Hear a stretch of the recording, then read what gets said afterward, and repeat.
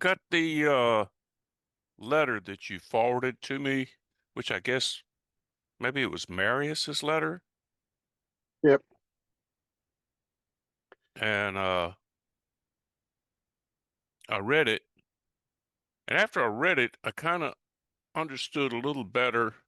Remember a meeting or two ago, you told me that Marius had said that that some of the stuff you do reified the self or something to that. And I kind of after reading his letter, I kind of know what he's talking about. But well, I kind of knew what he was talking about then is the uh doing kind of more like therapy than non-duality reifies, and it's what he's pointing to is, and I said I understood that and said I don't find a problem with it. The fact that therapy tends to, I mean, I'm oversimplifying therapy, the therapy side of what you frequently do, and I do much less so, but you do more so because you have a background, tends to reify that there is a self that could be fixed, which is nothing wrong with that, actually. I mean, that's what half the people come to non-duality for anyway, is what could just as well be fixed in a psychologist or a therapist office without any non-dual angle. And I don't have a problem with it happening in here. Non-duality and therapy or psychological issues blend so closely together that it takes a an artist as much as a scientist to separate out when you're going from one field to the other. And that's why I never really have an objection to the people who kind of tend to bleed over into the psychotherapy type of thing, because sometimes that's just what people need. They need obstacles getting out of the way before they can even concentrate on non-duality. But after reading his letter, that's what he's saying is he wants to just stay, not make anybody feel better so much as hone in on just, well, who is Yeah. it that's having this problem? Not what is the problem. Who is it or what is it that surmises that there is having this problem? And so I kind of understood, and he wants to go more hardcore, and good luck with that. I mean, because that hardcore kind of stuff, every group that seems to make it tends to have a blend of non-duality and a blend of psychotherapy, kind of drifting back and forth into it. And the really hardcore stuff used to be, I would say, almost too hardcore for some people. Because, I mean, when you get perfectly honest about it, everybody isn't ready for this stuff. You know what I mean? Yeah. So, so I think I understood what he was talking about. And I'm saying now the same thing I told you is that I don't think it's that much of a problem if you spend a little time just talking with somebody about garden variety issue, whatever that may be. Hey, my mother didn't love me, whatever, because some of that stuff is an obstacle, to clear Yeah. seeing. Yeah. Yeah. It, I don't believe that there's a right or a wrong way. I mean, everybody's individual, everybody's unique, and I don't distinguish. Like I don't objectify what I do. It just happens. Whatever comes out comes out. And yeah, if you want to put a label on it that it's psychology or non-duality, it's irrelevant to me. It's just seems to be what's called for at the moment that comes out. right. Um, but I do get Marius's point that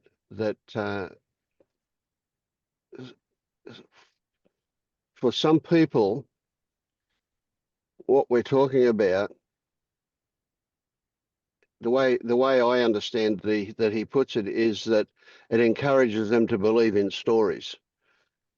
Uh, Yeah, Now, I if don't. that happens, I would see it as a transitional thing. It's a bit like the resting place that believing your awareness is. It's just it's a way out of believing in a self, and once that's established, then it can be cut down as well.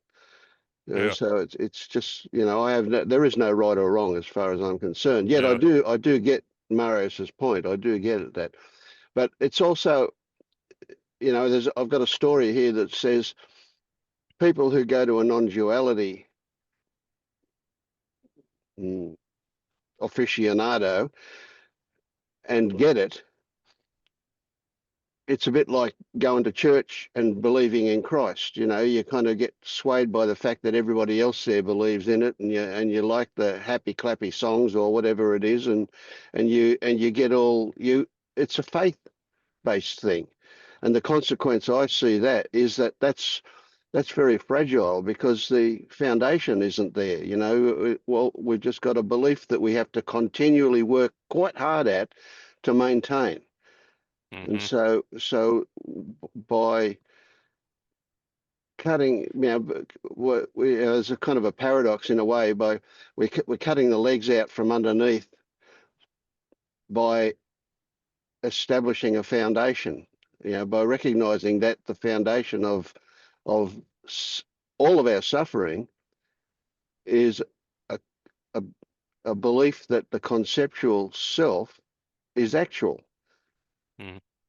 And so once we establish, and whether we get there through, the um, shadow work or whether we get there by whatever means, it doesn't matter. Um, then of course, then we do move on. But Yeah. yeah, it's a bit of a tricky one. Yeah, so it'd be interesting to see what Marius does. I'm going to go along to that group myself as a not as a person that I'm going to go along and see if anything turns up for me. So Mm, that'll be interesting, and watching what yeah. happens with other people. I think that's also. So I have found that I've changed a little as a result of interacting with Marius.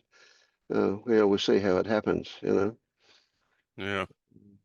I think you stay pretty well focused on point. Even it's so difficult to to apply, like you say, to label something as this is strictly kind of a non-dual issue, or this is vaguely into the psychological field, because, like I say, sometimes the blockage can be more of a psychological nature, but it's still a blockage to clear seeing. And it's still, like you say, a believing in stories, in stories. And that's the heart of it. If you could say, yeah, you got a problem, but you're putting too much strength in the story there and not concentrating enough on the moment.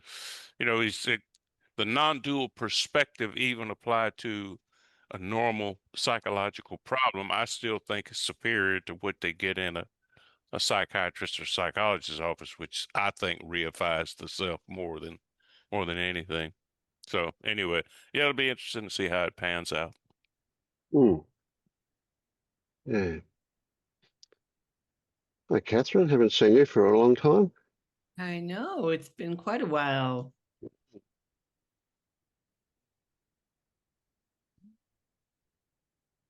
So how's it been? How's life been for you?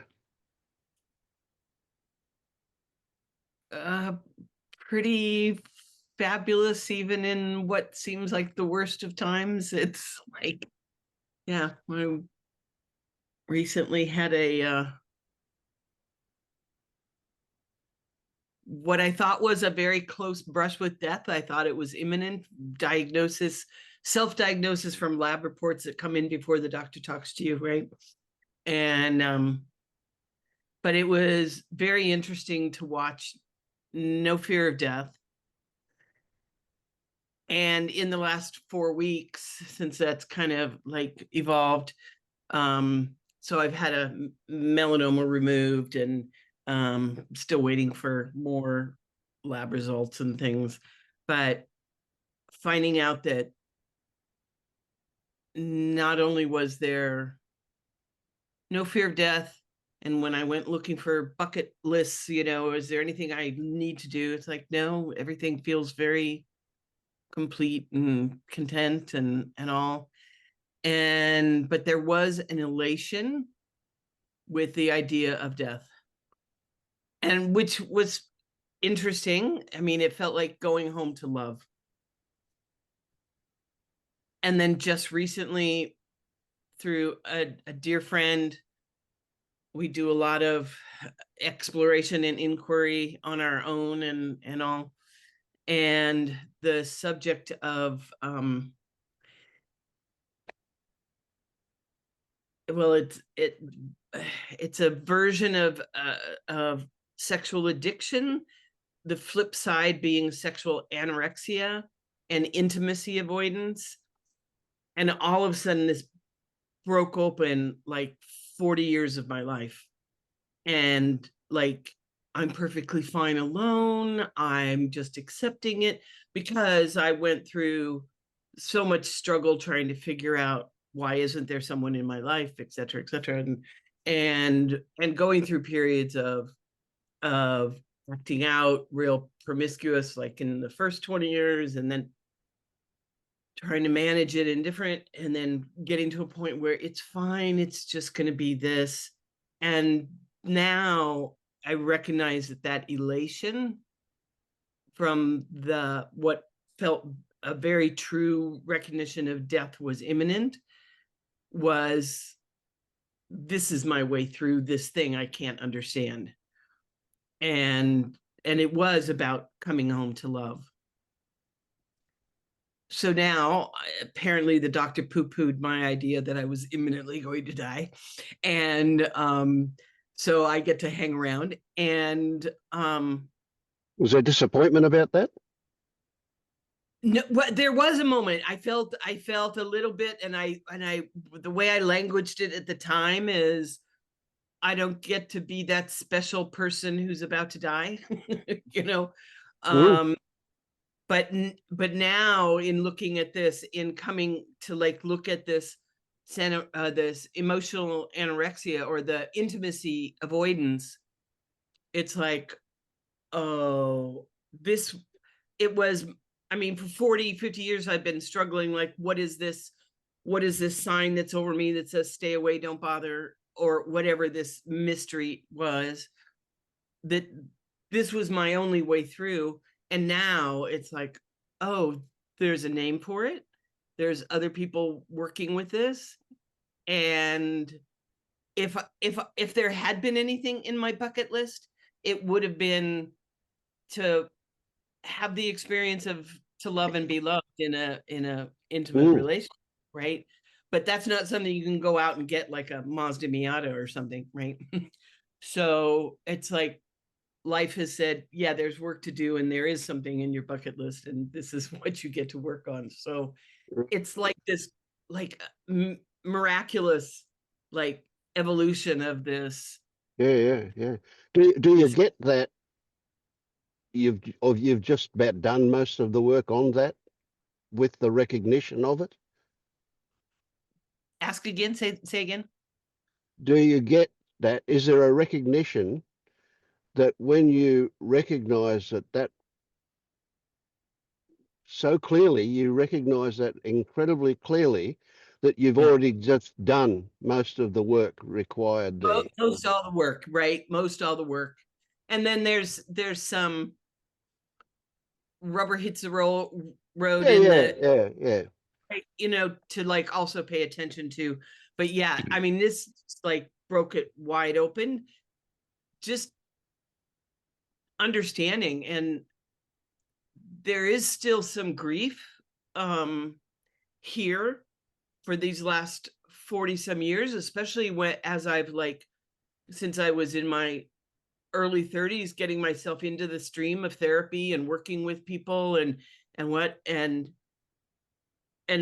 the closest it ever came up in therapy, my very first most beloved therapist, early in our work, because I was hooking up with somebody, and she pointed out that sex was a way of avoiding intimacy. Mm. But then that theme, it was never seen to be followed.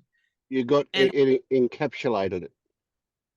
well, you know, I got a clue at that moment, but it wasn't enough to like, and it's interesting because just recognizing, as much as the grief is that there's these 40 years of suffering that are in history and story and whatnot, but that it wasn't to be seen until now. Yes, It's yeah. it's to be Okay, what seen. about this recognition? One that occurred to me after 45 years of seeking, thinking, it got triggered when I thought, geez, wouldn't it have been good if I'd have woken up as a teenager, say, and then the realization just slapped me, really, really slapped me that I needed all of that time to be ready. Exactly. Yeah. Exactly. And So it's in, alongside the grief of those yeah, 40 years is a celebration of the recognition that they're what brought you to this moment. that the availability and the readiness is here now, right? Yes, Yeah. yeah, perfect, yeah, Yeah. yeah, No, there's so much exquisite in the whole arc of this, whether it's a 50-year arc or whether it's the 4-week arc or yeah, whatever. yeah, yeah, It's just amazing to be able to like witness from here. yeah, yeah, yeah. Does it feel like you're on the downslope of the what do you call it, the roller coaster? I haven't noticed any roller coaster. That I'm gonna die and then now I'm not gonna die. That kind of like Mm, um even that didn't feel really roller coaster-ish. It yeah, just was like, oh, this is what's here, and oh, this is what's here now. yeah, yeah, Right. yeah. And that moment when you thought that you would likely die, or maybe you would die, wow, that what a gift that is, eh? Absolutely. So I mean, like you can't know until you know, right? Until you're like really faced with it.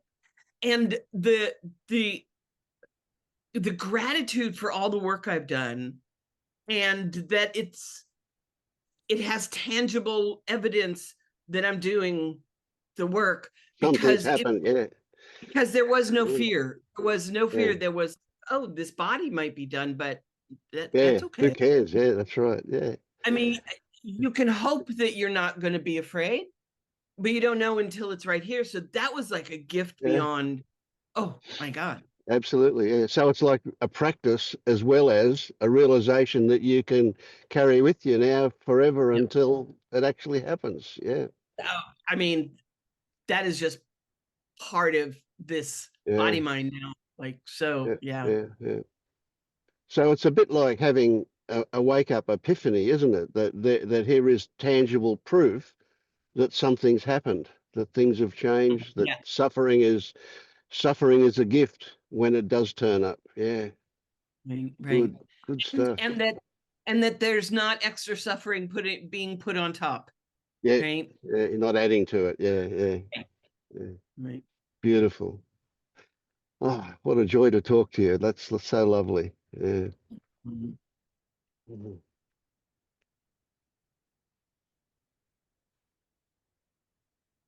Yeah, I got curious about dropping in. You had sent out an email about Maurice or somebody Yeah, or Marius's group. Yeah, yeah. yeah. And since I haven't been on, I have no idea who he is. And I just went exploring that. It's like, I'll drop in on Vince. Yeah, good one. Yeah, glad you came. Really, Yeah.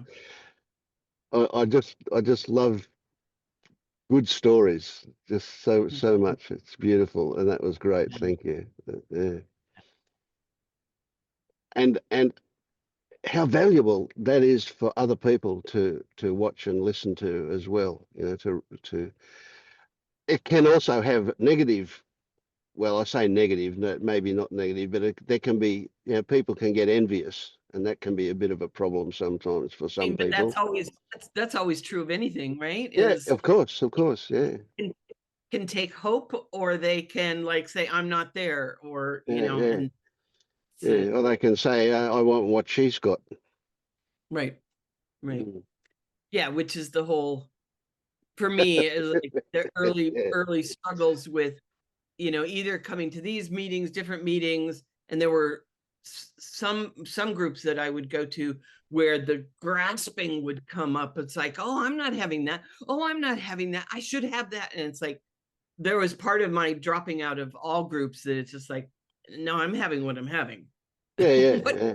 you know, however it's unfolding. My And own version of it. Yeah. No, I remember that. Even after I woke up, you know, when people would have an epiphany, I got really quite envious. Yeah. right. Thank you. Yeah.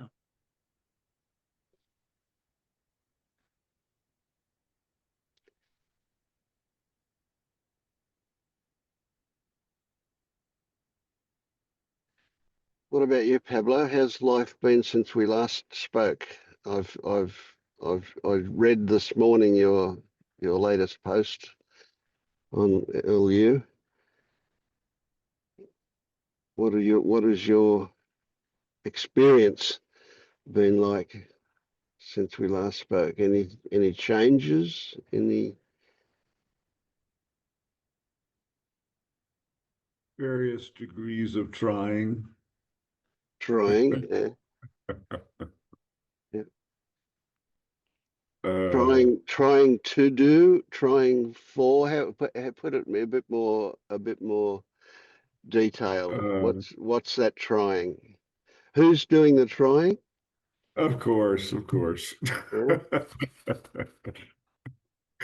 Just trying happening. Uh, uh,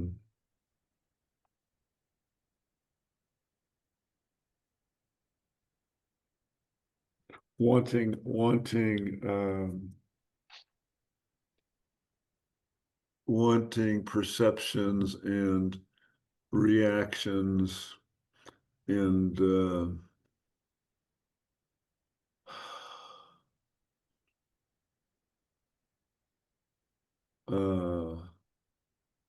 So how you think it should be? experience. Yeah, exactly. Yeah, and experiences of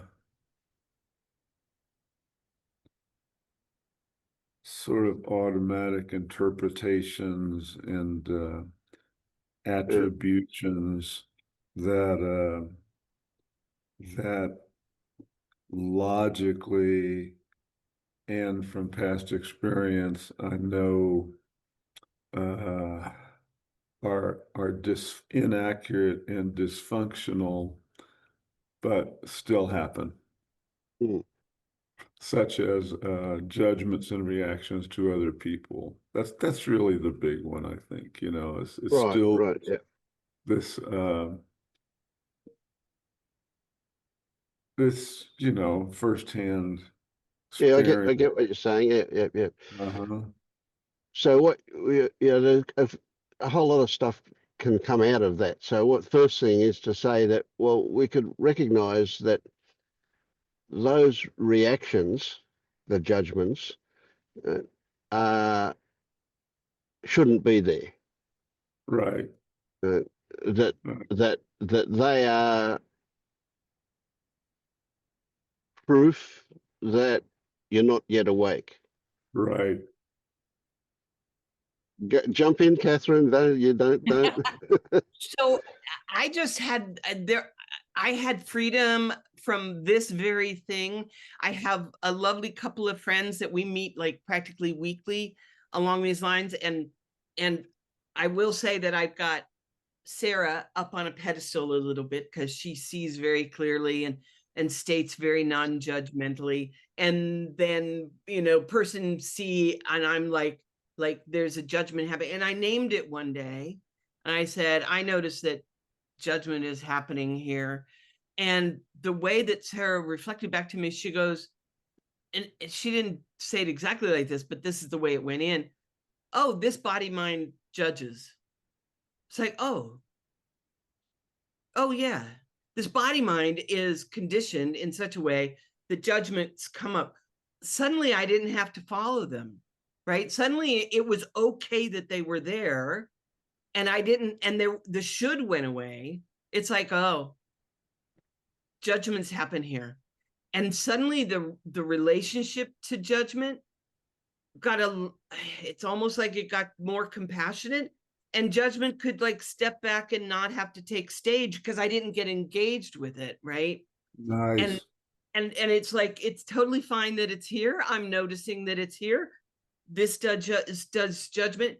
And since that, I think I've noticed like a decrease in, I mean, sometimes put me in a car and put me in traffic and, you know, maybe it's a different thing, but, Perfect.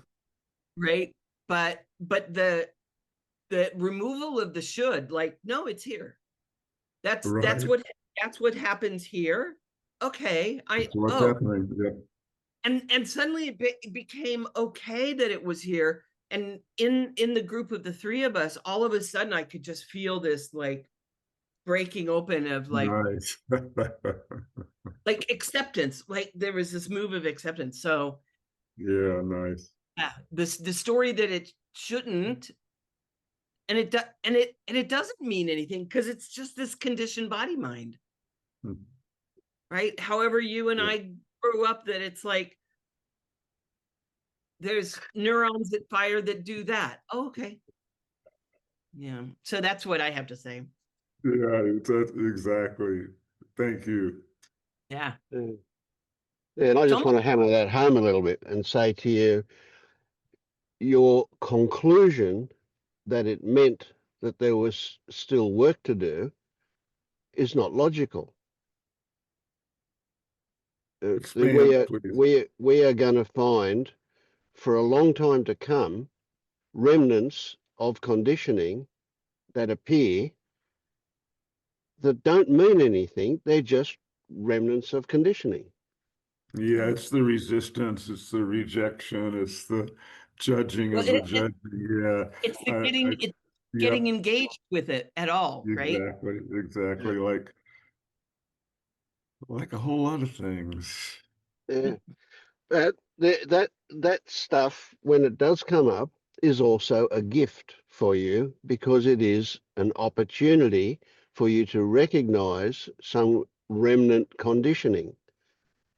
Now that doesn't mean that you then have to work on it and get rid of it. You just recognize its existence. That is enough to start shifting it. Right. But that's that's uh that's something I often tell people in psychotherapy, right? And it's very powerful, and I know how powerful it is. And yet, so it's subtle to see the ways that it comes up in myself. Right. Yeah. Yeah, what we tell our clients is like so clever, and then sometimes we have to remember to tell ourselves. Yeah.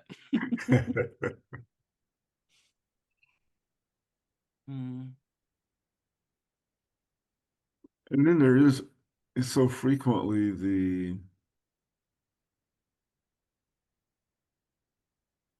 question of what is skillful and what's not skillful.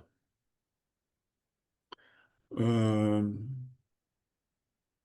for example, you say take loving kindness meditation, like Sharon Salzberg is the biggest.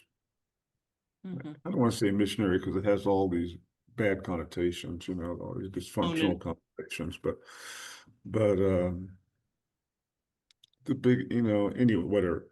Um, that certainly appears to be skillful. That appears to be a very beneficial uh, thing for the practitioner and for others and for the world. Um,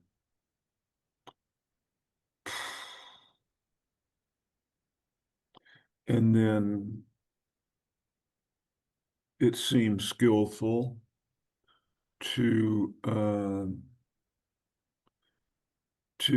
intentionally set aside time to practice sensory awareness, to have that dedicated time, whether you call it meditation or whatever you want to call it. I don't like calling it meditation, but it certainly fits under the rubric of simply coming back again and again to sensory awareness. Um, I, I I had stopped practicing, regular sessions for months for whatever reason, and uh, and just started again, and it's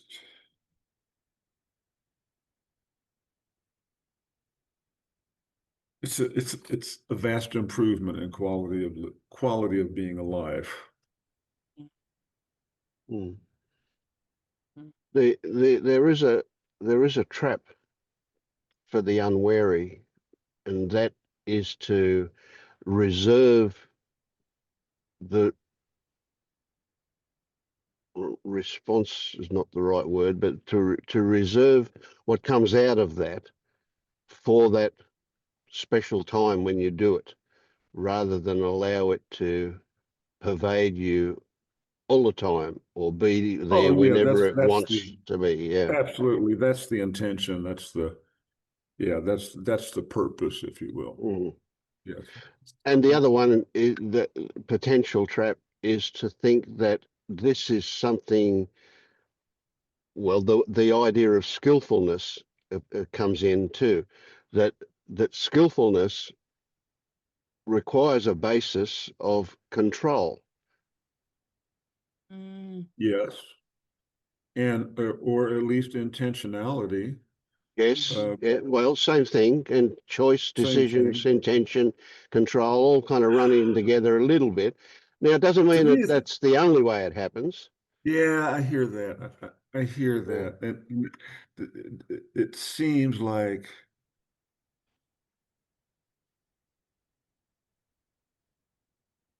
there's also an understanding that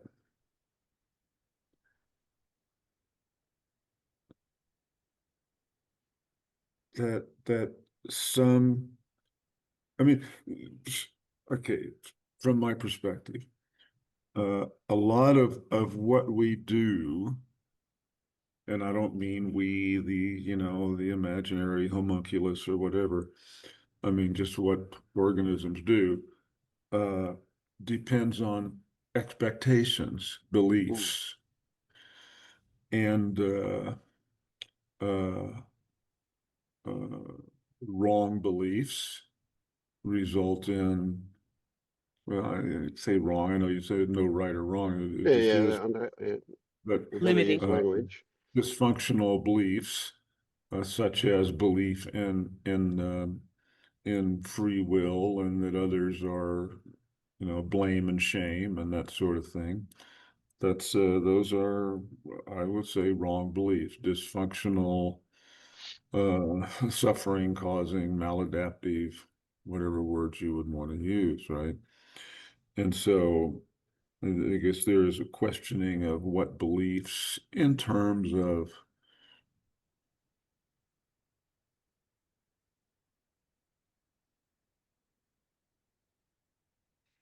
hmm, well, again, I'll go back to skillful, adaptive, maladaptive, uh, um, this, I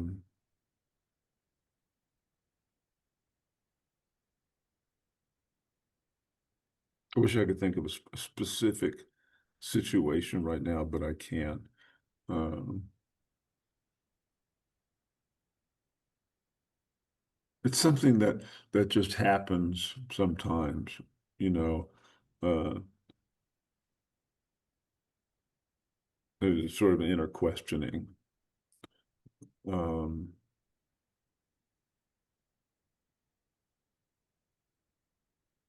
and with that, at the same time, knowing there's no one doing this, there's no one making this happen, there's no one asking the question, there's no one making a decision, there's no one. I mean, I guess the way I would say it is,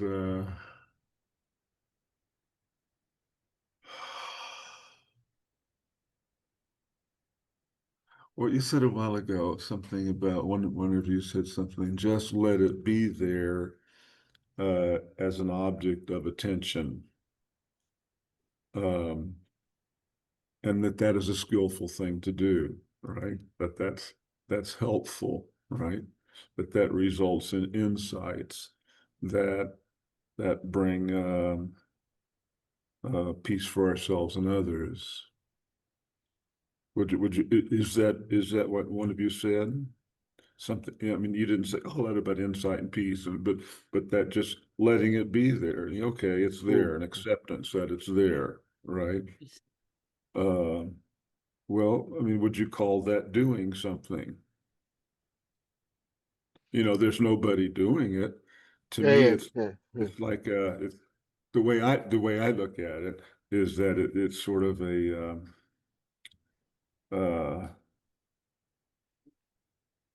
I don't know, it lands differently. It's like if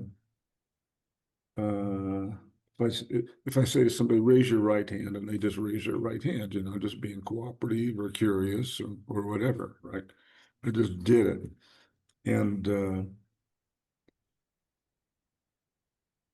And then if you ask them what the experience was, not that I've done this actual thing, I've done different things like this. It said, well, I just did it, meaning basically the right hand just came up. Hmm. Uh, Yeah, the difficulty with language, of course, and exactly, do exactly, we believe? What's our relationship exactly, to that? That's the thing. Yeah, exactly. What we believe, yeah. and so what beliefs are false and what beliefs are not false. What beliefs are adaptive for one and all, and what beliefs are not adaptive. And it kind of goes back to what I may be getting really loose associations here, okay? And so anybody's welcome to jump in. Uh, what y'all were saying about, well, if somebody just goes to a non-duality thing, and they say, well, this is this is good stuff. It seems to have good results. I'm just going to believe it, right? And there's at least there's a quote that is at least attributed to the historic Buddha. In fact, I just came across it again today. Um, don't believe anything because it's written in books or passed down by wise men or or anything like that, right? And it kind of goes on and on. But if it is Lion. kind of if it fits and is for the good of one and all, accept it and and uh, and be true to it, something like that, right? Um, and and that's kind of what was going through my mind. Not that quote, but just kind of something vague like that, as you all were Hmm, talking about. hmm. Somebody goes to these non-dual groups, and they say, "Oh, that's a good thing to believe." Well, if they accept it and abide by it, uh, But is it through their personal experience, or are they outsourcing their authority and just saying, oh, you say so, even and if this, they're outsourcing their authority, right? if it But results I in think good Buddha, action and results in but loving kindness. Go ahead. the way that I understood the different definition of the Buddhist word of faith is not the kind of faith you get from a Pentecostal church, walk in there and Of just believe, course, of right? course, of Right. course. But it's the faith that says, please don't have faith that the sun comes up every morning, but keep watching. And if it does keep coming up every morning, you can finally get to the point where you can have faith that apparently it's going to keep doing that, right? It's through personal experience, not necessarily through walking in and saying, okay, this seems cool, and I guess I'm just going to believe it, because that's not belief. It's like, let me apply it. Let me try these things. It's like your comment earlier about like taking some time for some mindful meditation or whatever it is. And it's like, oh, and it has this beneficial effect. Oh, okay. Oh, I can try to remember that. Right. And that'll give me the foundation of like, when I do that, that usually is the outcome. I mean, that to me is the Buddhist definition of faith. Right. And I did want to kind of go back for just a second to like, because you were talking about skillful means, which for me, the word when I talk about something being skillful, it is about, it ends up being useful, right? It ends up being useful. Not that there's effort here or that I am skillful, but that was a skillful thing maybe that came out for that person or for myself or whatever. So and I think we watch the results to know if it was skillful or not. And there was another thing I wanted to mention, because when you were, maybe this isn't so alive right now, but when you were first talking about, you know, meditation or mindfulness, and maybe you haven't done so much and then you did do some, I was noticing kind of when you started to talk about skillfulness, I was noticing like on the edge, there's a should, right? There's a hint of a should, like I should be doing this more, or right. And so I guess I just wanted to invite inquiry into that. Because it's really okay if it's not showing up too.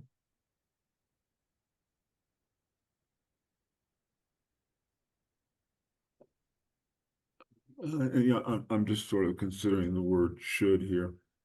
Mm-hmm. Maybe it wasn't Oh, should. Maybe it was yeah, it would be good. it would be good. Yeah, it's better. It's better. Yeah. And I'm saying, about the belief thing, or the what you called outsourcing cancer, that it's better for one and all if somebody just decides, yeah, I'm going to go along with this non-dual stuff, and no blame, no shame, and accept and all of that. Because I like the people who are doing it, and it seems to be working, and I'm just going to go along and try it out.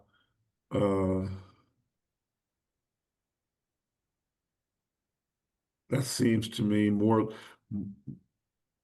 as having probably a more an effective lessening suffering and improving well-being in that person and in others. That's the way it seems to me, than going to a Pentecostal church, for example, or believing, that making immigrants suffer is a good thing, right? Believing that retribution is justice, or any of those other kinds of beliefs. Mm. So But one again, thing, it's what's happening is just what's happening. Right. What's happening is just what's happening. mm. Exactly. It's So neither good. Well, there's suffering. There is suffering. That's part of the experience. Yeah, And we can't say whether this bit of suffering over here isn't going to lead to a major insight and breakthrough, right? that's right. So That's if right. we call it bad for it being suffering, are we going to take away the, so nothing is good or bad, except, Well, I mean, we have maybe to get dualistic. If we have to get dualistic to be able to say it's good or bad. I believe Mhm. that when there is an opportunity to reduce suffering and improve well-being, that is That is something you're called to move on, right? yes, not just that I'm called to move on it, but I believe that lessening suffering and improving well-being is a you're worthwhile motivation. you're allowed to say good. Good. Okay, I'll say good. I was avoiding that. Mm. So so here we are with all of these stories about what we consider to be adaptive, maladaptive, good or not good, whatever. All of these are stories that we have. Can we choose a belief and adopt it, or can we choose to refute a belief? Or do these things just happen because of a whole lot of complexity? That's right. Yeah. That's right. Um, Yes and yes. It often just happens, and then we can have choice who has about choice?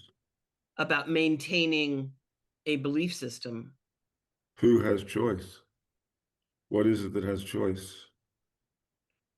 Well, let's Well, ask, what is it actually? When it appears that we have choice, when it appears that I chose to do something,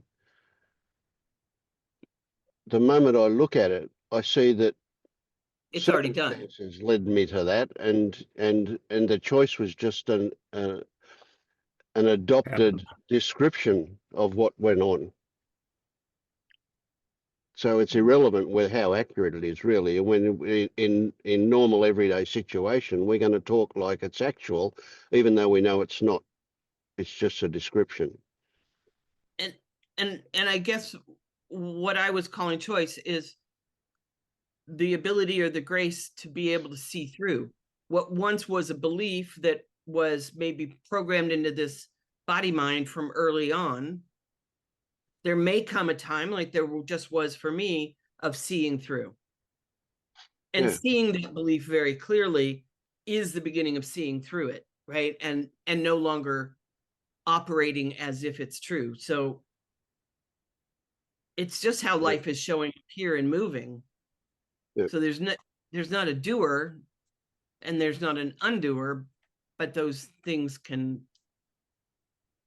undo as yeah, yeah. yeah. So there's a stage, if you like, and I say that intentionally. It's not really a stage, but the description is that it's a transitory. See, language again. It's a transitory time in our life when we will analyze and look at the details of these things for some purpose, and the purpose is to move into a place where these things happen automatically, and we no longer need to look at the details of them. They just happen automatically. That's the idea of it anyway. But so there is what I would call a skill is developing the ability to recognize the messages from the body, the physical messages that our body tells us. Right. So yeah, and then we can kind of nuance this a little bit and call it intuition. When our intuition tells us things, it's not coming from a mental conclusion. It's not coming from knowledge that we've acquired and we manipulate in order to arrive at an idea that feels good.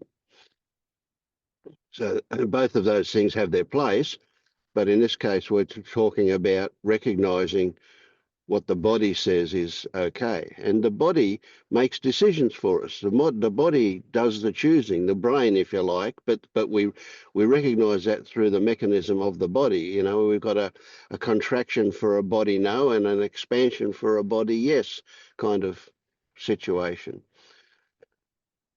And when the idea pops up from some unknown place that, oh, maybe I'll do a loving kindness meditation,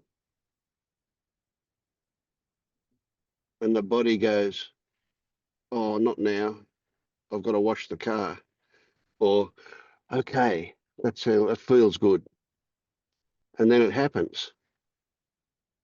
And then later on, when we're talking to somebody, we can say, oh, well, I chose to do that at that time. It's just a description of what happened anyway. But then there's another nuance to this, and that is the story floating around somewhere not quite recognized that I'm creating loving kindness by doing this, or is the alternate story that I'm revealing what's already there? What if there's just a story that when this happens, other things happen? Well, yeah, that's a story worth looking at. You're talking about cause and effect. Now maybe you're not, but Basically, yeah. it's worth Yeah. looking at. I mean, um, correlation isn't necessarily causation. Of course not. Hmm. But if the sun comes up every morning, Yeah, well, it's perfectly reasonable to expect it to, but there's always the possibility that it won't. of course. Yeah, But so what I'm talking more about accurate. is just learning to recognize the subtleties underneath a whole lot of this stuff. And so we're at the point where I can say to you, you know what? It's stories all the way down. There's nothing but stories and response to stories.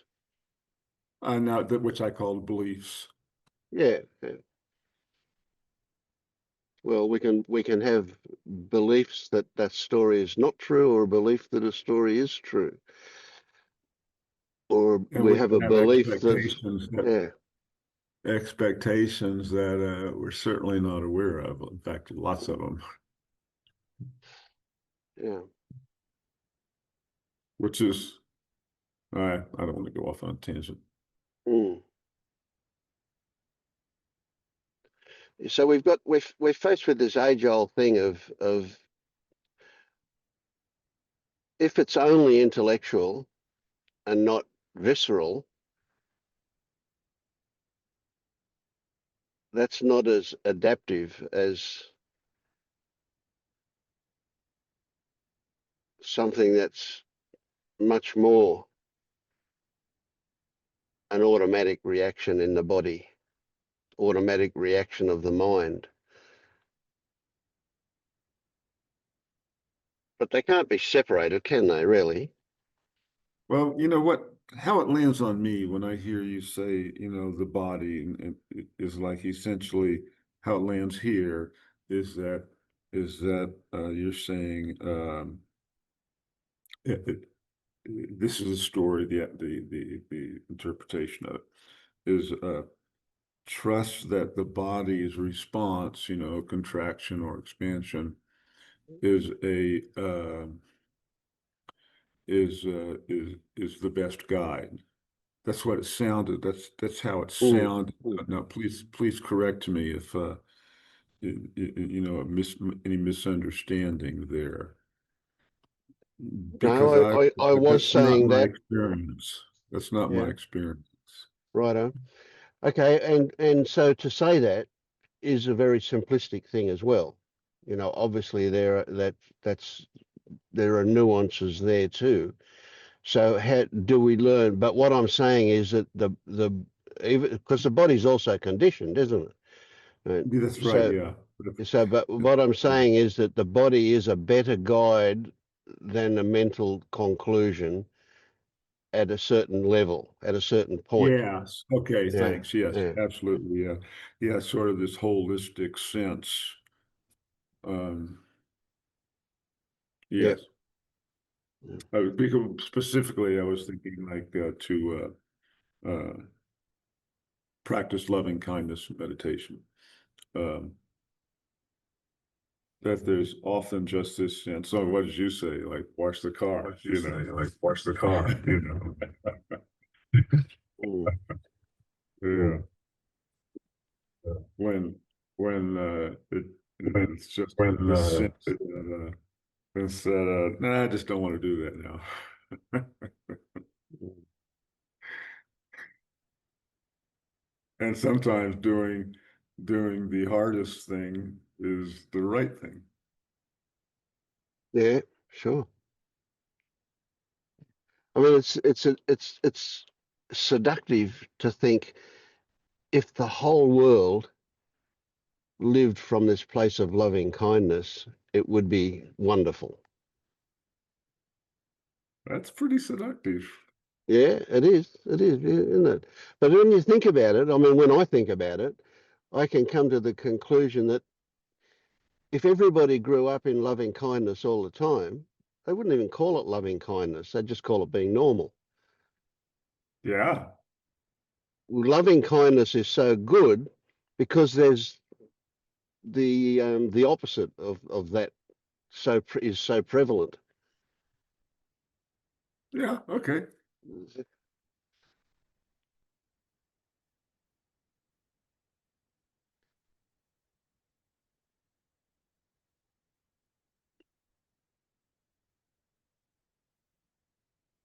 But not just that. Not that's again a kind of a really gross way to look at it. You know, oh, loving kindness feels so good. It is. It's a wonderful It's a wonderful sensation here. Yeah, sensation here. On, yeah. on both sides. On both sides.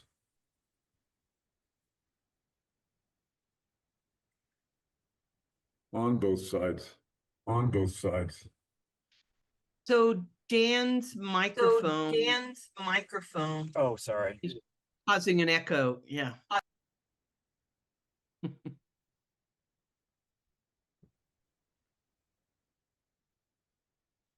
Sorry, Mm. Dan.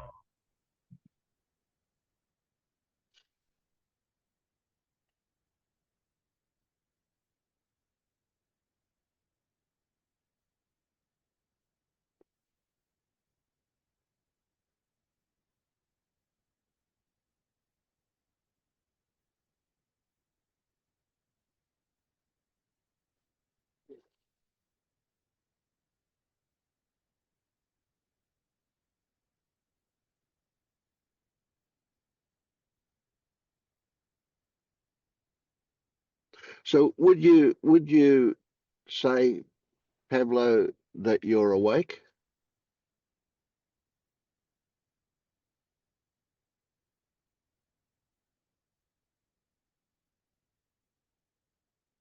Maybe sometimes.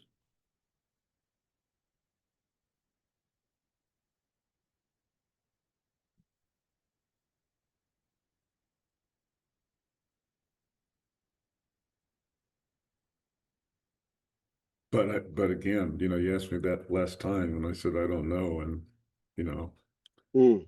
that's why I say maybe sometimes. Yeah, it's a trick question, I guess. It's more something I just want the response to that um, as something. And of course, it's there's stories here that I relate to that give me cause to use that response to go somewhere. I almost can't talk now. It just seems it's crazy. Um, so the idea of sometimes and not sometimes is really interesting. I could adopt that for myself as well. There are times when I would say yes and times when I would say no. But of course, then I would say the times when I say yes, I would say, well, that's just a pretty gross kind of oversimplification of something, a description of something, Yeah, whatever. exactly. Yeah. And during the times when I would say yes, well, during the times when I could say yes, I wouldn't say yes. Yeah, yeah. Okay, good. Yeah. No, there's nobody to be awake. I'm not awake. Mm. Shit's just happening.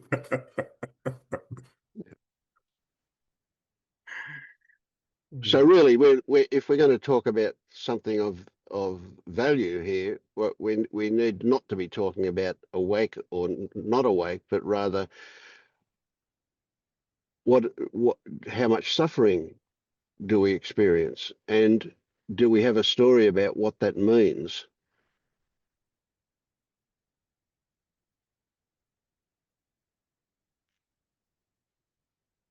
So if you look back over the last 24 hours, would you say that there was a moment or more that you felt like you were suffering? Yes. I don't want specifics, but yeah. Yeah. And would you describe that suffering as, would you say I arrived at the conclusion of suffering because of the unpleasantness of it? Yeah. Yeah. The unpleasantness of the experience. Yeah, of the Yeah, experience that was yeah, happening. Yeah. yeah, yeah. And And would you say that there were belief in stories that took you to that place of unpleasantness? I don't know. All right, how did you end up there? I don't know. Could be hormonal, could be climate, could be uh, unrecognized associations that are happening. Right. Okay. Um, so let's say we can't come to a definitive conclusion about cause, right? While you were suffering, what was your reaction to that?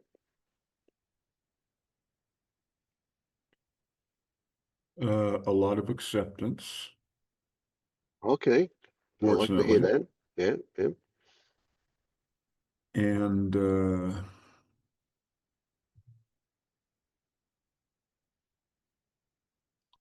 And then I think some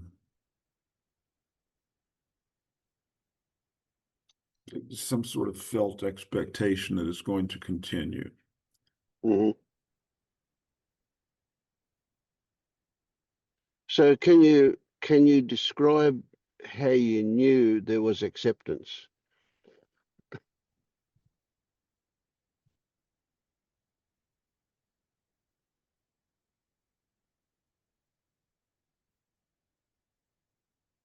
Was it the mind saying something? Was it the body responding in a certain way? I guess it'll be one or both, or a mixture of those things. Um, Perhaps just less attention on it. Perhaps just less attention. Mm.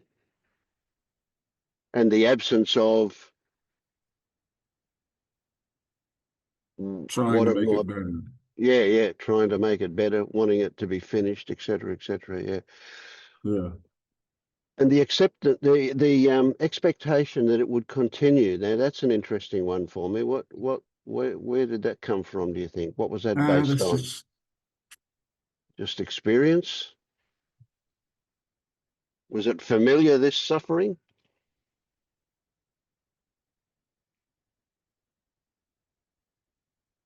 yeah.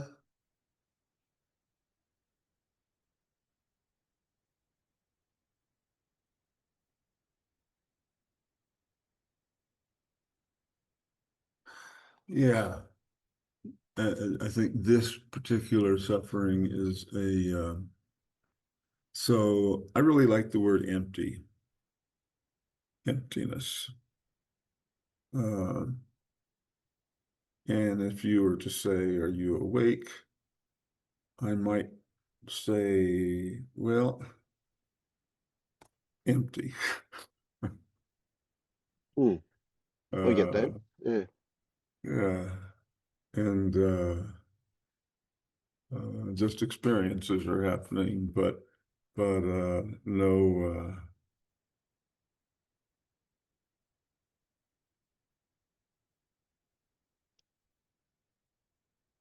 identity. Hmm, hmm. Uh,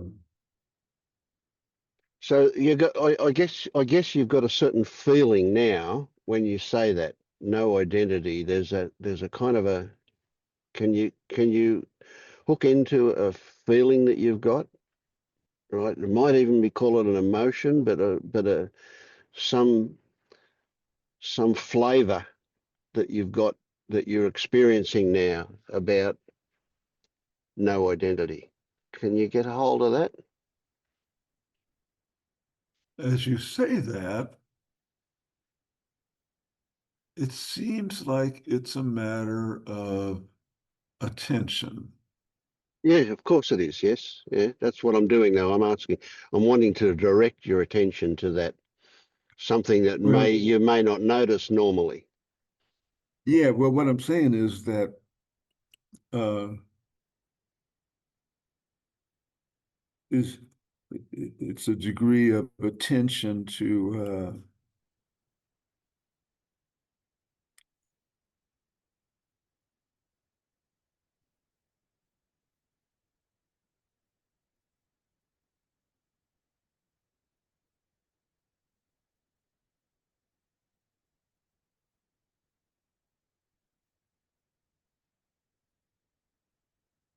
I don't know, because that attention's not there now. This is now it's a little more emptiness right now. Mm. Well, that emptiness may be the flavour that we're looking for, yeah. And of course, when you're saying that, I'm thinking, that attention can create rather than reveal. It could be either or both of those Oh yeah, things oh as yeah, yeah, well. yeah, yeah, Yeah, yeah, yeah, yeah, yeah, yeah, yeah, yeah. yeah, yeah. But what I'm wanting you to do is grab hold of something there that sensation of emptiness could well be it, will do the job. And I want you to consider if that's there when a judgment of others turn up. All right, so we're not talking about what that judgment means. We're talking about a potential skillful response to that,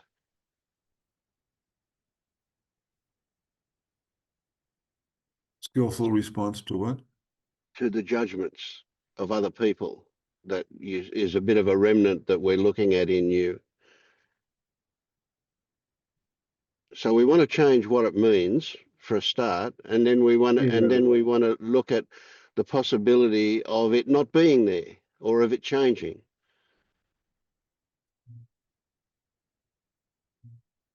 Which it will do if it doesn't mean anything, if it doesn't mean something that incites an anchoring or a, a, an inherent characteristic. If it's transitory, Yeah, there is one. I mean, when it's happening, these days, more increasingly, there's just this sense of, oh, look at this thing happening. good. But there's Yeah, that's also, it. I don't want it to be happening. Yeah. Well, okay. So here's a skillful thing. The way out of it happening is to go into the not wanting. Yeah, good, good, good. I like that. Good. Yeah, good, good, good, good. I like that. Yeah, good. That's the crux. Yeah. Now, that's what anchors it. That's what keeps it there. That not wanting, that resistance to it solidifies it, anchors it. Yeah, yeah, yeah, yeah, Yeah. yeah, yeah, yeah. It gets attention to it. Yes. Yeah, Absolutely. Yeah. it's something, that must be kept away. Yeah. Must be rejected. Must be unacceptable. Yeah. It's like the resistance creates it. They're like co-arising. Yeah, like the attention to it. Yes, absolutely. Mhm. It gets an it has been assigned some kind of a negative valence as something to be avoided or Right. escaped or rejected. Yes. And those kinds of valences are often unrecognized. And so I appreciate, what you said a minute ago. Yeah. It's like it's not even really there. but then resisting it brings it into existence. Yeah. Yeah, whatever it is, Mm, it's just an experience happening, right? mhm. Yeah. It's like, yeah, we don't want this thing, but I'm going to have to describe it in great detail in order to tell you what it is I don't want. And by describe, yeah,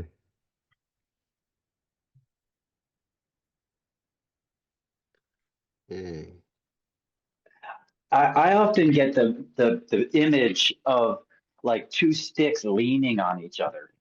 Like one stick at a 45-degree angle is what you don't want. And then the not wanting it is the other stick at another 45-degree angle, holding that other stick up.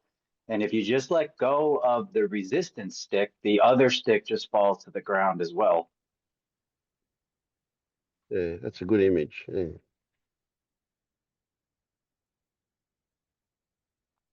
Yeah, I think in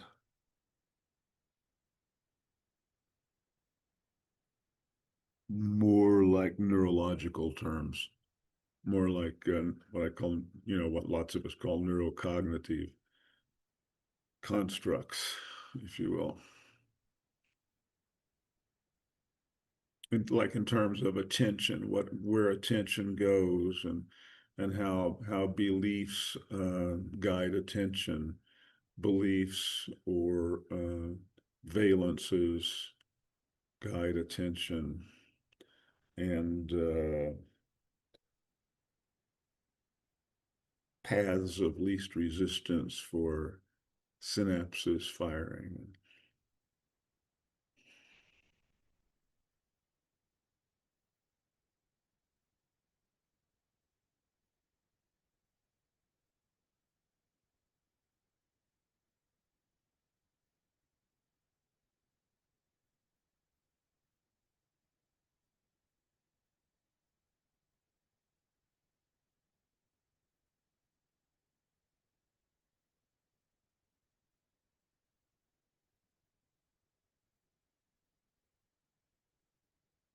Yeah, I like that one too. I use that, and I'm kind of somewhat enthralled at the idea of those firing synapses creating a neurological pathway. And it's Mm-hmm. like, inbuilt in that is an origin and a destination.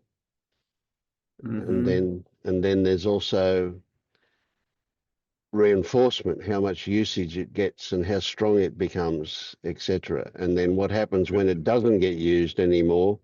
It never really goes away completely. It And that's just a function of attention, as we understand it neurologically. That's a function of attention. mm, yep, yeah. That kind of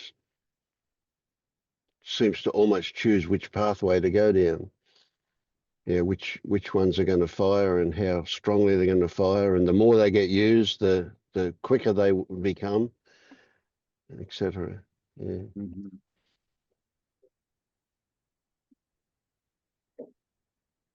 But it's all just contractions, right? It's contractions of energy and a habit and a sense that it's something real and fixed, but it's not. I'm not sure what you mean by it. I feel like the neural pathways is like it's a good story. It's a good it's a concept. Um, So is the but I sun coming, right? yeah, yeah. But it's the neural pathway story feels so real and fixed and based in matter. The it's a contraction and a habit of a contraction that feels more like something that could just dissolve, which I think is actually closer to what's happening here. The word contraction, um, whatever that might mean to any person using that word. Whereas there is some consensus on what it means by a neuron firing. Mm-hmm.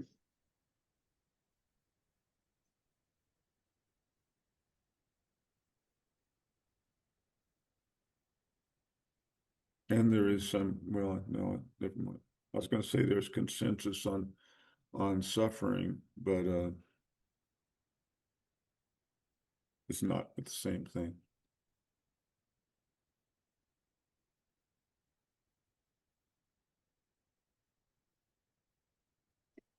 Consensus isn't really all that interesting to me. What's interesting to me is what's real in my direct experience. Consensus used to be very interesting to me.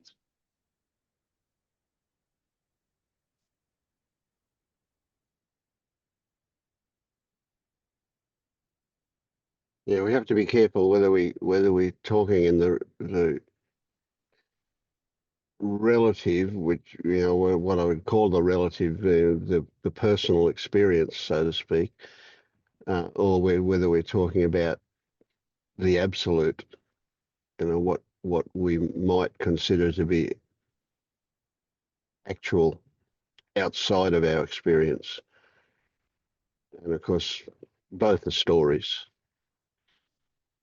So it gets a bit tricky. Best to avoid talking about it too much, unless we're just using that to point to something. Yeah. For me, logic and evidence is strong value of mine. Mm. Yeah. And I have a brain that likes for just wants to make things fit together, right? And so uh, a deep, I guess you would call, insight from me was once I spent a period of time just reading the best lay books I could find on all the different sciences, from microbiology to particle physics to, I mean, the whole range. And this realization that everything in nature fit together. Everything in nature fits together, and nothing is. You can't point to something that acts on its own, Mm. Mm. uh, and that doesn't have an effect on something else. Um,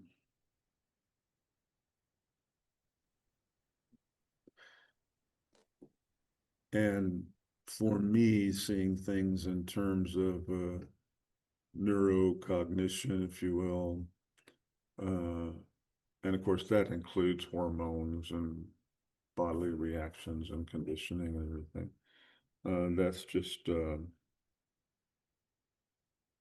That's very helpful to me. And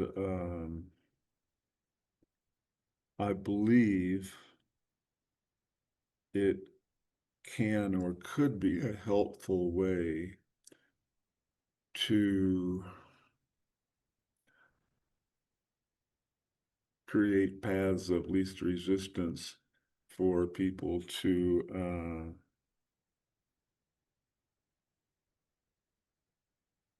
have less suffering, more peace and well-being for themselves and others. Mm.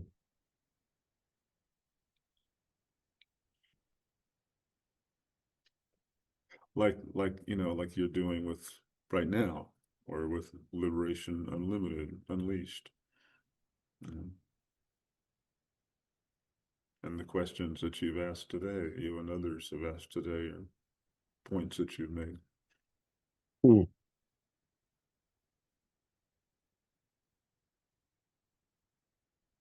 Yeah, the incredible variation of brain.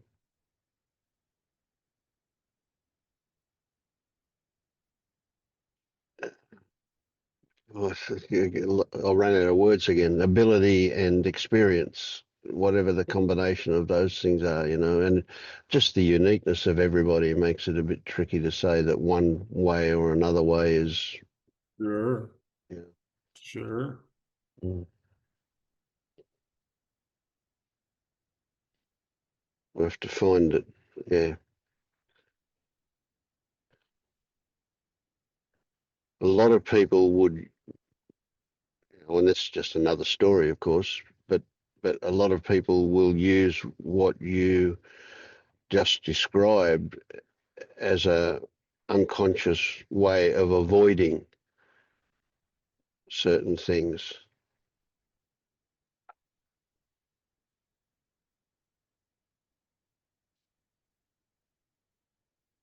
It seems to be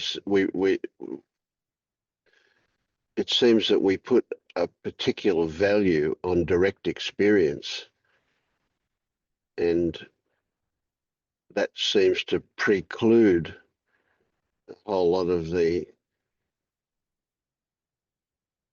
mental approach to it.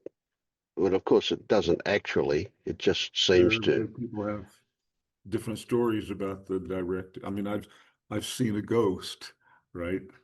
Mm, And it was a classic thing of how people see ghosts.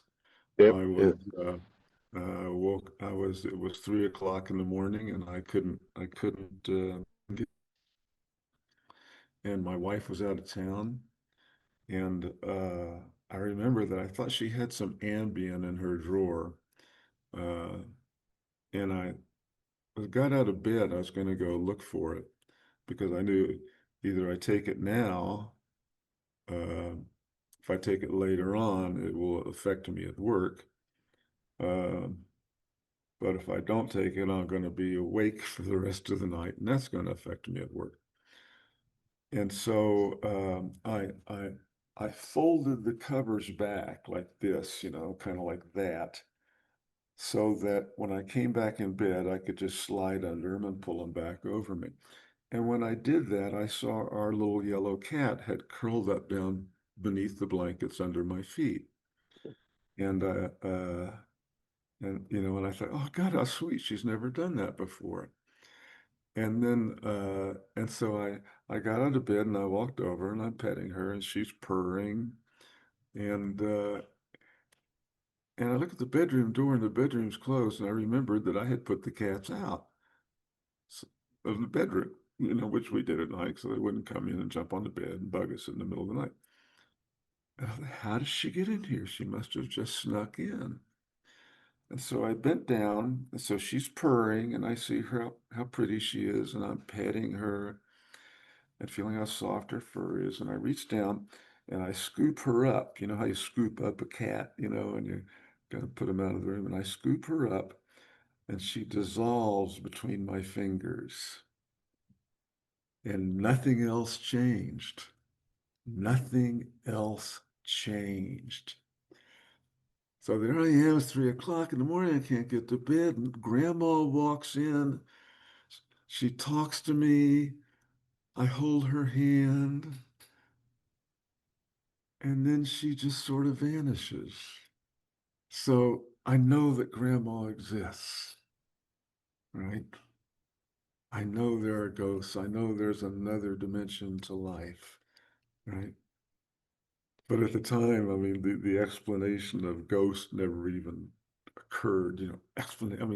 Explanations are just jumping through the mind, Yeah. Yeah. and Yeah. and that one never even occurred. And it was just, yeah, interesting sleep phenomenon. How lucky I am to have experienced this firsthand. Yeah. How people with different belief systems would interpret this. I Mm, still feel incredibly lucky to have yeah. witnessed how real it seems and how it could very much Well, reinforce what the do you belief. mean it seems? Why would you say it seems rather than how real it was? Okay, Sure, yeah, sure. It was real. It was a real experience, absolutely. Mm. But But the consensus is it has to be, it seems. The consensus says it was a hallucination.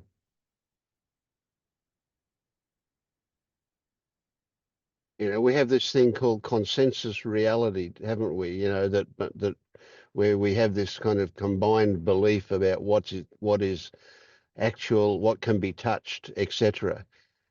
And yet I'll guarantee that your sense of touch was activated as much as if you were holding oh yes, absolutely, yeah, absolutely. But the cat was in the other room, yeah. Yeah. and So it's so so we get to this point where there's no explanation, but that's the only thing that's missing is a rational explanation because it doesn't concur with consensus reality. okay. So you would say it was your direct experience. Yes, I would talk about, yeah, I'm talking about the interpretation of the direct experience. That's how we got started. Yeah. Where I was saying Yeah. my direct experience, I've had the direct experience that some people would call a ghost, Mm. a supernatural event, Well, supernatural. again, supernatural is only the description we apply because of consensus reality. We don't need to describe what it means or what from some absolute perspective. We have your experience. That's the only thing that's actual. I'm not sure I see your point. Well, I don't see your point. Mm.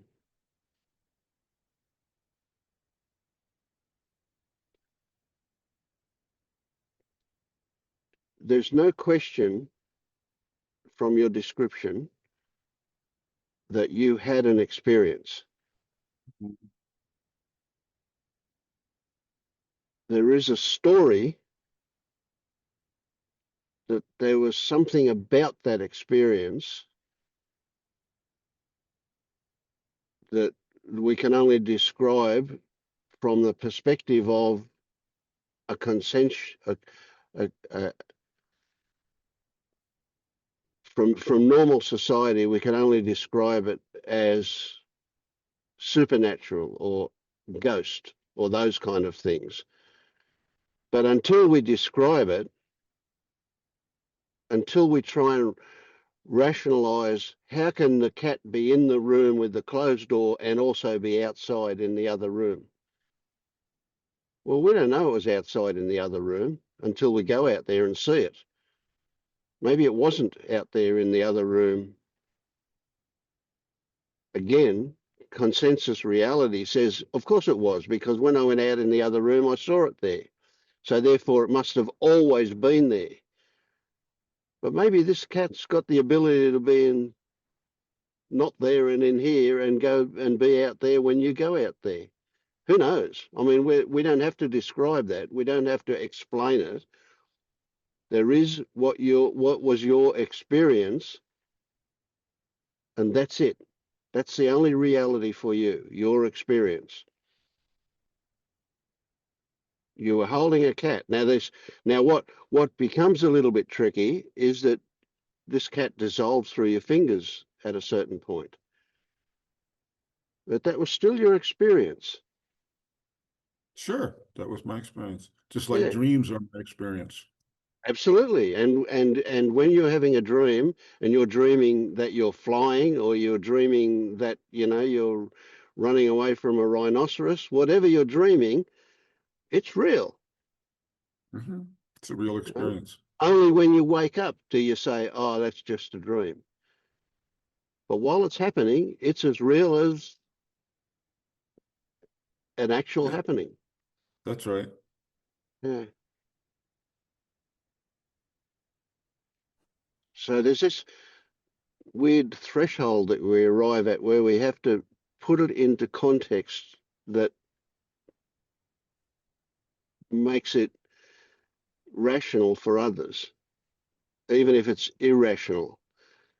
The irrational becomes rational when we call it ghost, or when we call it supernatural, or when we call it a dream. But up until that Yeah, point, it's just an actual experience. sure, absolutely. It was valuable to me in that I could see how real, or how real, that's, how people could, depending upon their belief framework, could interpret that as evidence that there are um, Yeah, uh, that they actually exist. yes, exactly. Yeah. Yeah, But when you say the word actually exists, you kind of come yeah, back yeah, to the yeah. That's it. Yeah.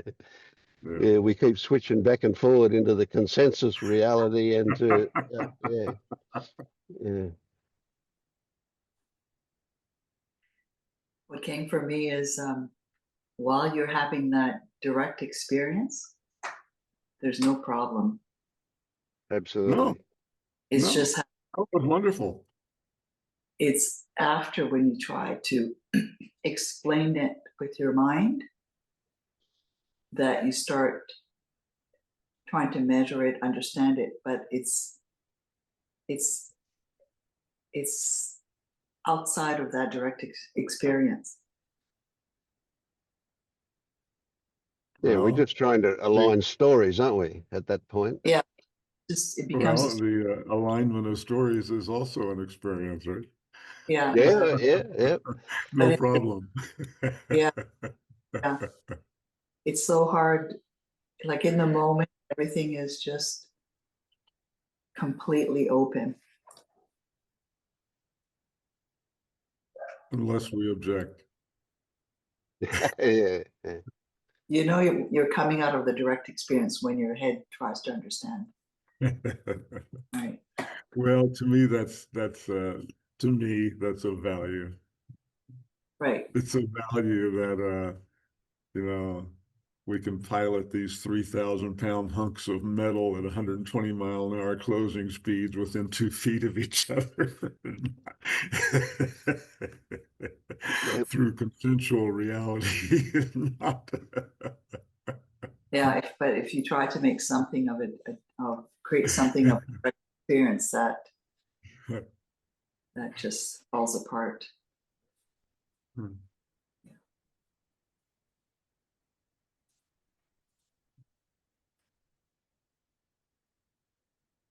My direct experience is that this is very enjoyable, and this time spent together is very enjoyable and helpful. You could say that's an interpretation of direct experience, but Yeah. Well, when I say okay. the word good, it's good that that happens for you. That's just a word that pops out, but there is this sensation here that's rather pleasant. Yes. Yeah. Mm, Yeah. And an expectation that that future experience will be more pleasant as a result mm. for myself and people with whom I interact. Yeah.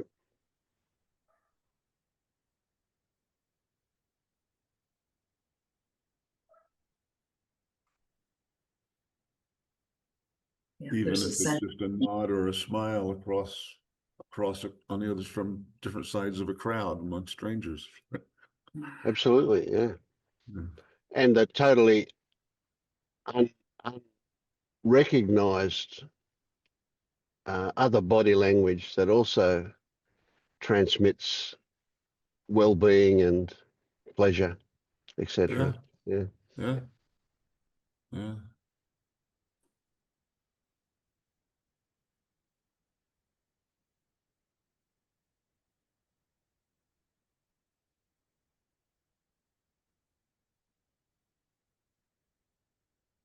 How's things for you at the moment, Lou?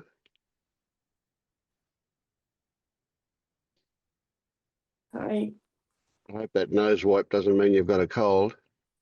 Well, it's a strange one. It's I think it's just getting rid of stuff.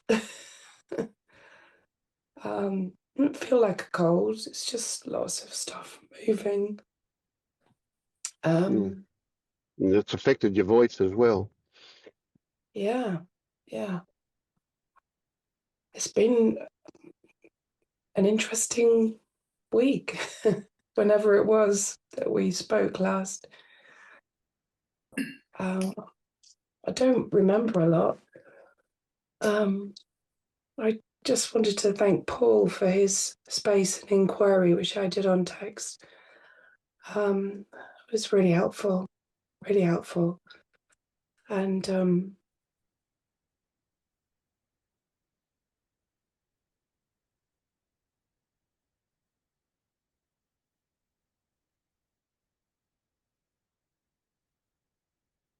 I vaguely remember talking to you about a a concept of, it was a concept of something, and that's just totally gone. Just totally gone. And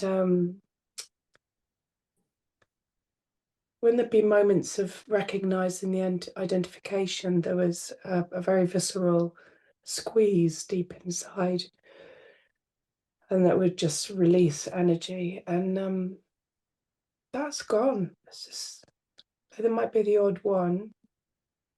And just sitting in the meeting today, again, I can feel the energy if I move into it. But there's no, it's just really, really quiet. I've had quiet moments before, but it's just really quiet. And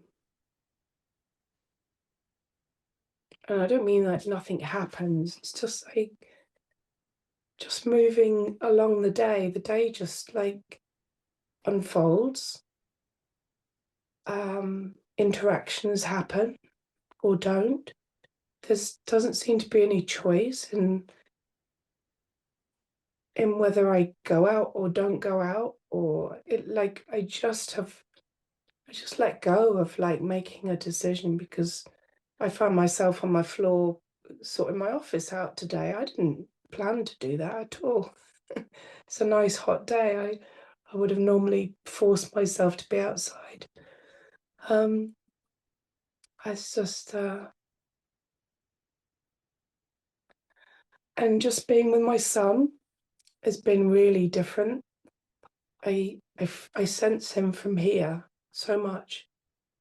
It's animal like. It's very, very reptilian. I think I've talked about this before. It just feels so alive and very, very sensitive, but not in a bad way, like in a way that I've never really got in touch with it before. I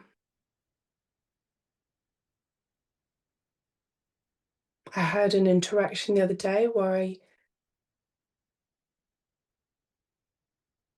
I was in an uncomfortable, if there was a little, what I would have called suffering before, but it was like, it was quite at a distance. And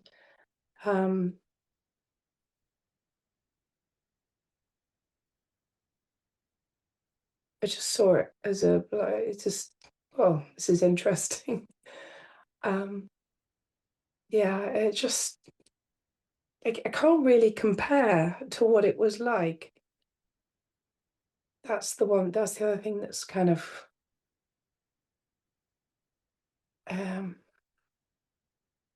if I read something or I hear someone talk, I can compare, but it's not that I can't remember, but it doesn't have the visceral impact. Like I can remember something, like I remembered something today and it just released, it just came up, and there was, yeah. I don't know, just, I'm good. I'm really good. Yeah. It's it's all just like settling down, and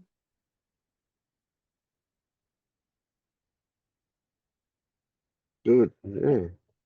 yeah. Sounds lovely. Yeah. What about this thing on the side of your face? Well, a few days after, Paul, see, my mind would, I saw it there, it said grilled me because it wanted to make a joke. But like, if I come back to, like, the reality was, it was a really good opportunity to look at what was going on. And I can see that often happens now. I can see the old pattern alongside.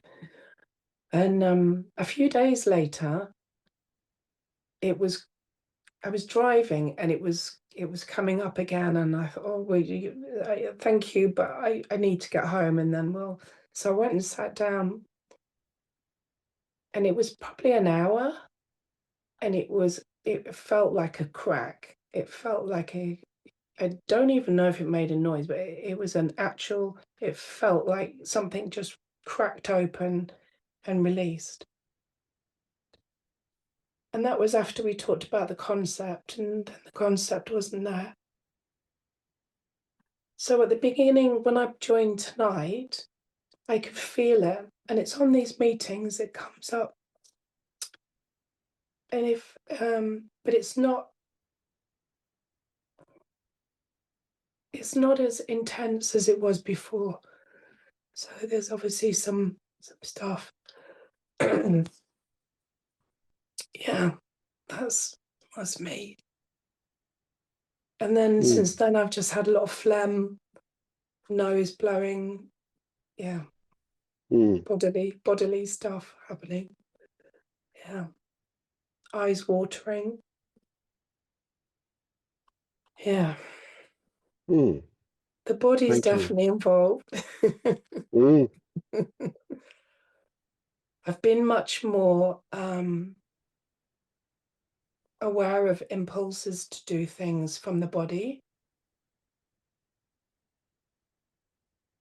rather than led by the mind. I don't even think the mind, it doesn't really go before. It's more the impulse. And then I might think about, like cleaning up your office. Yeah, yeah. And the other thing is just being aware of more outside my body, this outline. Because I was walking and I noticed that, because I think I slump a little bit, and I looked and I saw this person walking, and I thought, well, they look confident. And then I realized it was me. Just feel more like this might sound really strange, but today I just had this overwhelming feeling of this. It was like a sacred space, like a real, it's coming now.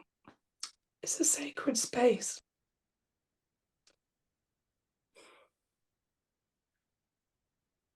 A space that you are or that you're in? How would you describe it?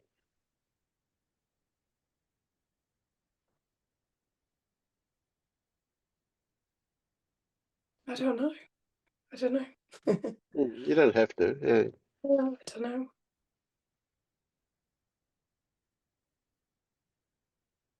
Louise, do you see that your identification as a failure was misplaced? Could you say that again, Paul? Can you see that your identification as a failure was misplaced? Yes. I've been seeing that a lot. Lots of little whack-a-moles everywhere, yes. Yeah. Cool. Yeah, thank you for opening that window.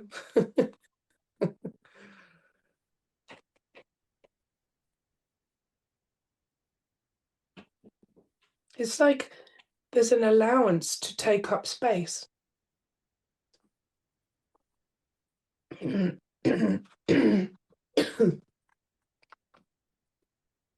Sorry, not very nice. Yeah.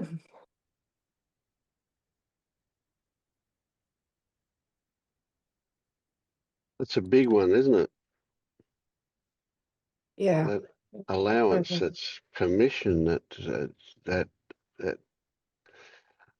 wow, that just goes off into everywhere. Yeah, I feel it. Totally worthwhile, and I should be here.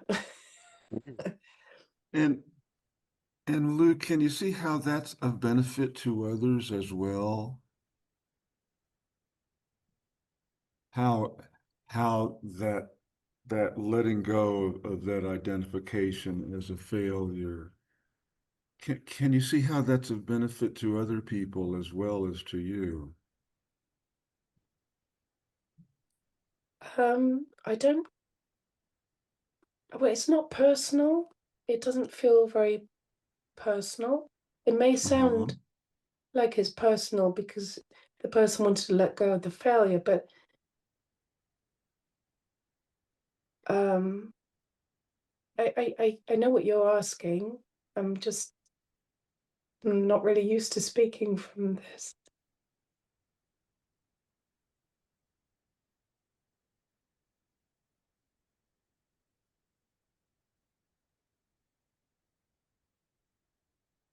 I can't claim that. Can't I can't blame that? claim What, can't claim I claim that? can't claim that. No. Um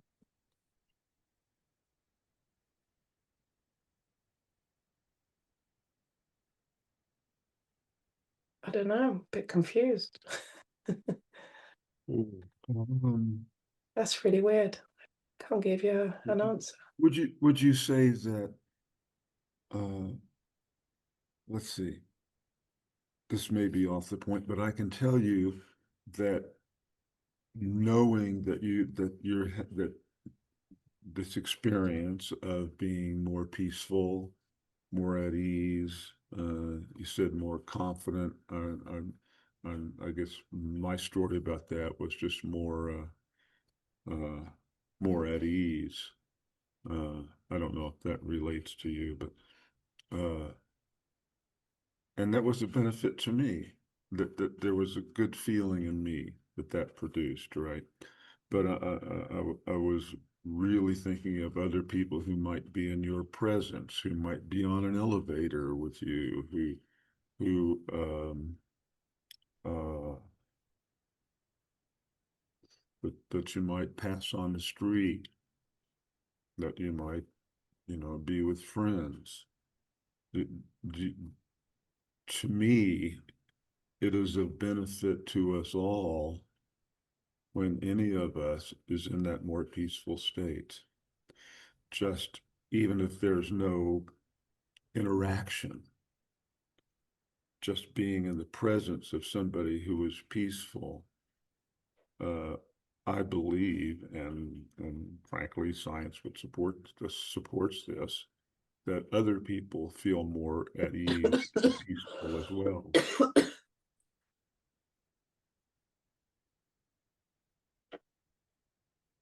Yeah.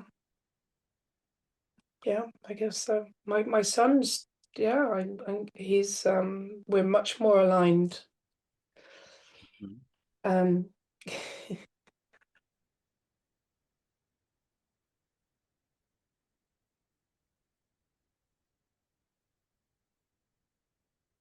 Yeah, you could describe it in a lot of ways, and I don't think. Well, I imagine that Pablo, that you weren't seeing it as a personal thing as much as what I imagined was that you're affecting the atmosphere around you, There and you that go. others would walk through that atmosphere and feel it. Yeah, And share it yeah. for the most yeah. part. have an effect on them, a more peaceful, feeling more at ease.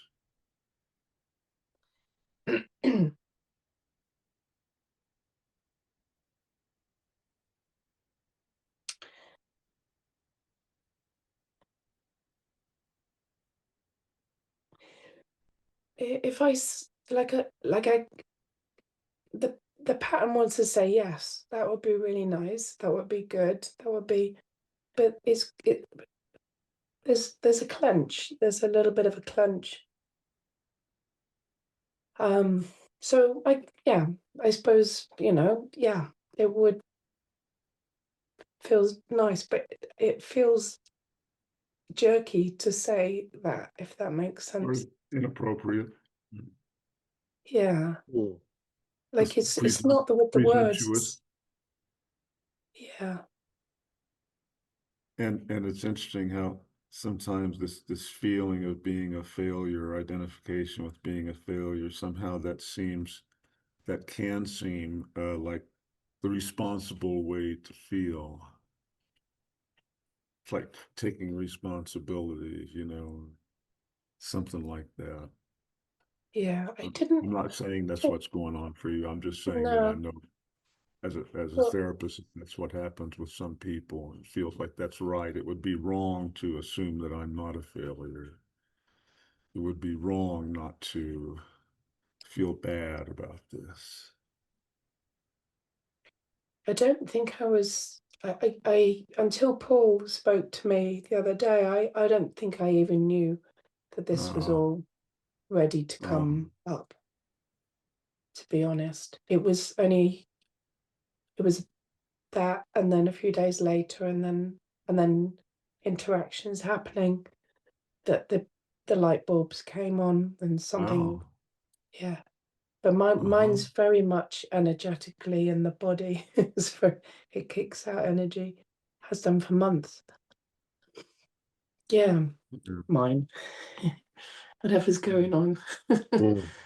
I feel like a volcano sometimes.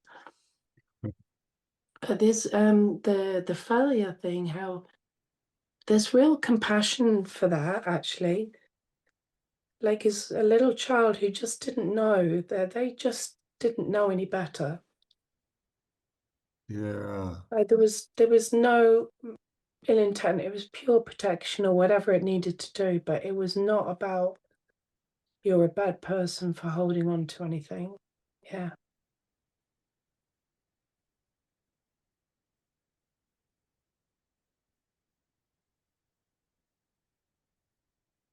Mm,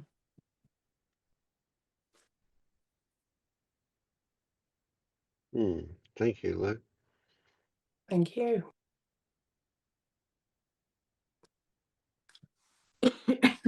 Can't cough. Mm.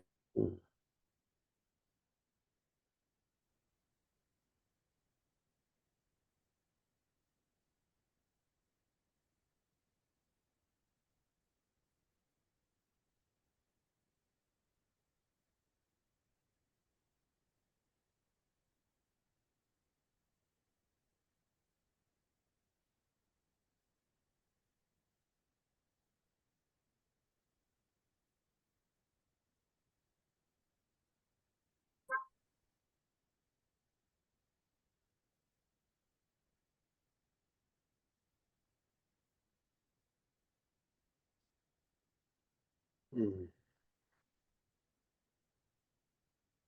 Christine, if you're there, I'd just like to say you're welcome to chime in on anything, but I won't ask you questions while you've got your camera turned off. And that's a signal to me that you don't want to. Hi there. Yeah, I've been just absorbing and listening. It's really beautiful hearing you all. So glad to be here. It's been a really rough ride here. And yeah, I still don't know if what's happening is awakening or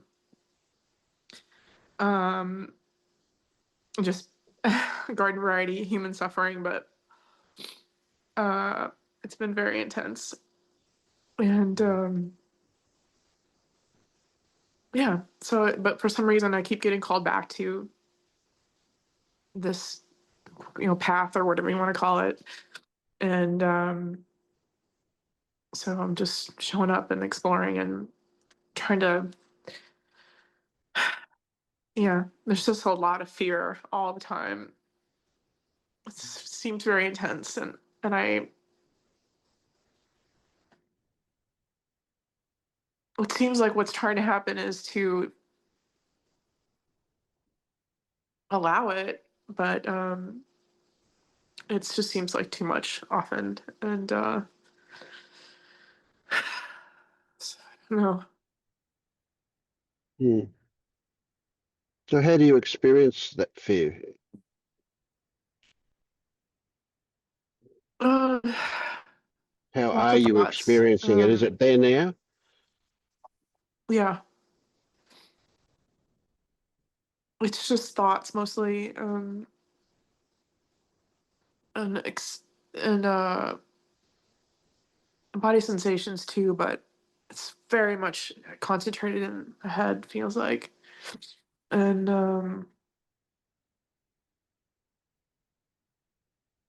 when you yeah, say it feels like it's concentrated in the head, are you talking about actual feelings or are you talking about thoughts? it's kind of both really. Feel sensations like heaviness, tightness, um, exhaustion, just total exhaustion, all just a lot of the time. So it Brain doesn't give you a fog. rest, doesn't stop, give you a rest. It's just constant. It's pretty constant. So does it start, is it already there when you wake up in the morning or does it start after you wake up? It's usually kind of middle of the night. I'll have sometimes, yeah, like wake up in the middle of the night with fearful thoughts, and there is, times when there's a little bit of space and separation where I can sort of see that these are just thoughts, and but a lot of the time just get sucked back into, most of the Hmm. time, into identification with it. And So are they even though pretty I can, repetitive, those thoughts? Do they say the same thing over and over? mm-hmm, yep. You want to share some? What do they say that you, what the ones you call fearful thoughts, what are they saying? um there's a lot of fear about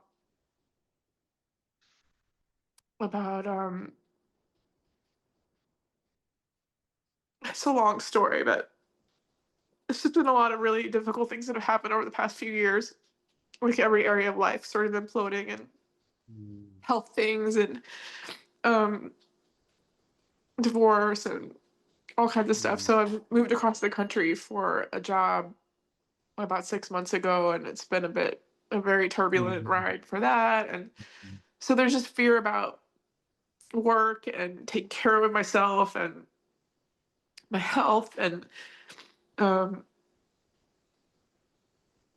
I miss my kids. My grown sons are back where I used to live, and just doubt, feeling like I'm making mistakes and not being able to function very well at work. So it's just being alone, worry about that. It's sort of like a midlife pile on of everything. Mm. And I think what sort of happened was this all kind of started with the realization that, I think a lot of us come to, which is that you can't find what you're looking for in the worldly experiences or things outside of me in the way that I used to always think that that was true. Relationships, houses, jobs, things, Yeah, whatever. yeah. And All the things that would make you feel good. exactly. So all of that's gone away. And so there's just this rawness to life that feels really sad and Mm. difficult. And And it's your fault? and yeah, it feels that way often. So I've been, diving into all this meditation and, kind of like, so then turned away from all the material outside life things to, the spiritual journey, and then also seeing that that doesn't take it out of suffering either. Uh,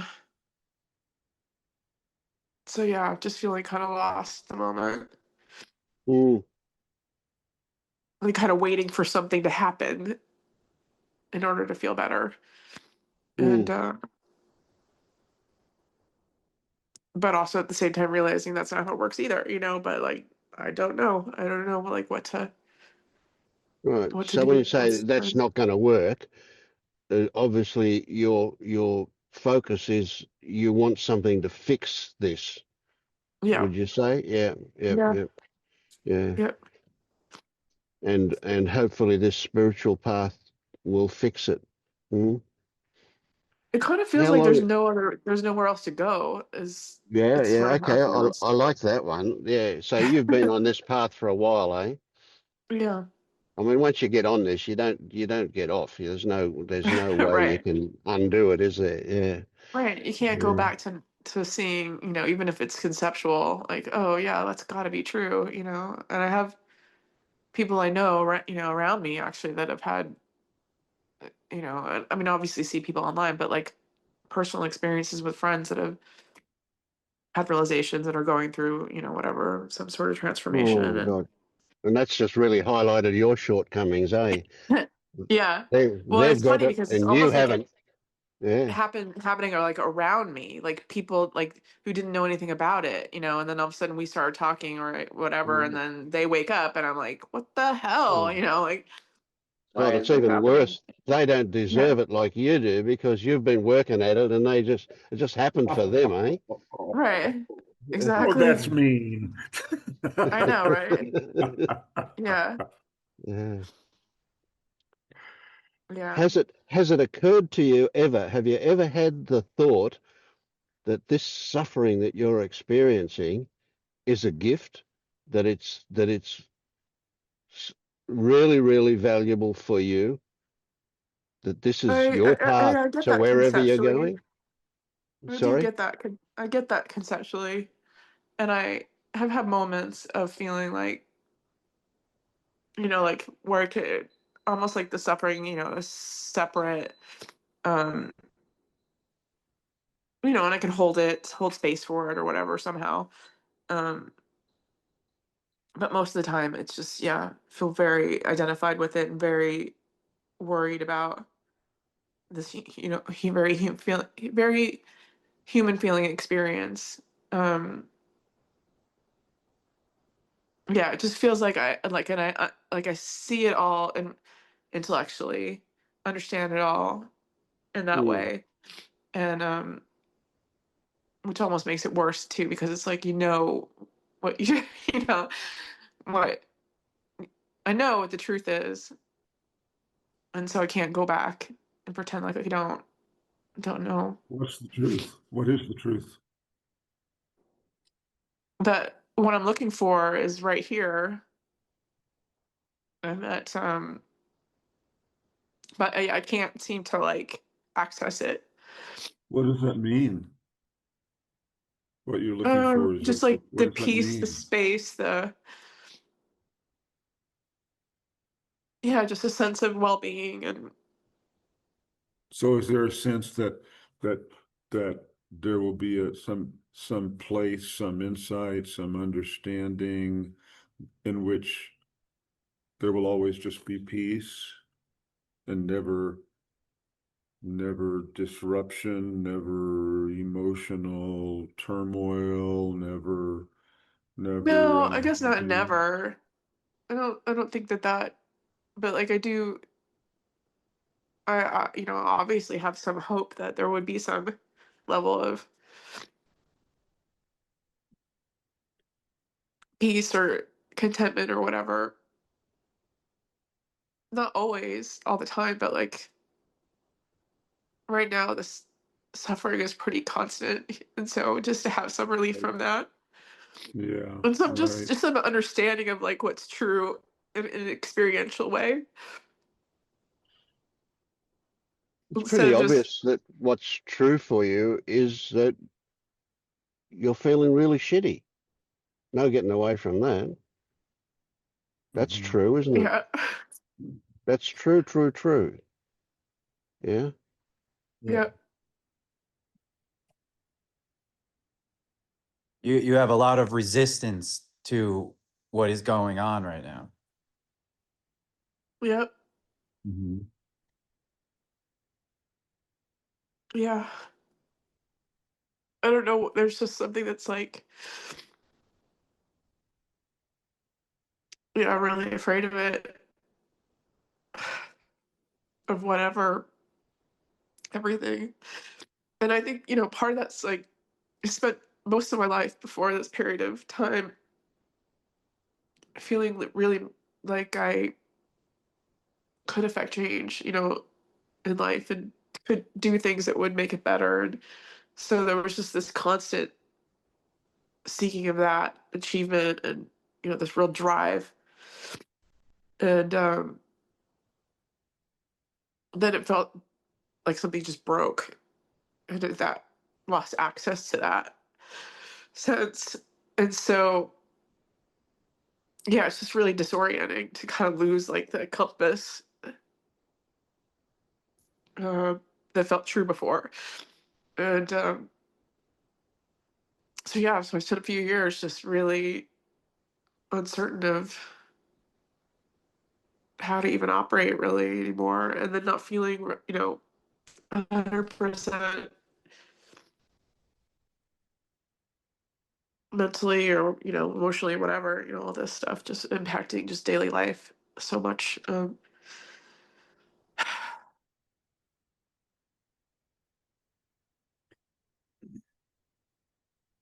To me it really feels like, if it feels obvious to me that you're in exactly the right spot and you're going through exactly what needs to be gone through for you right now.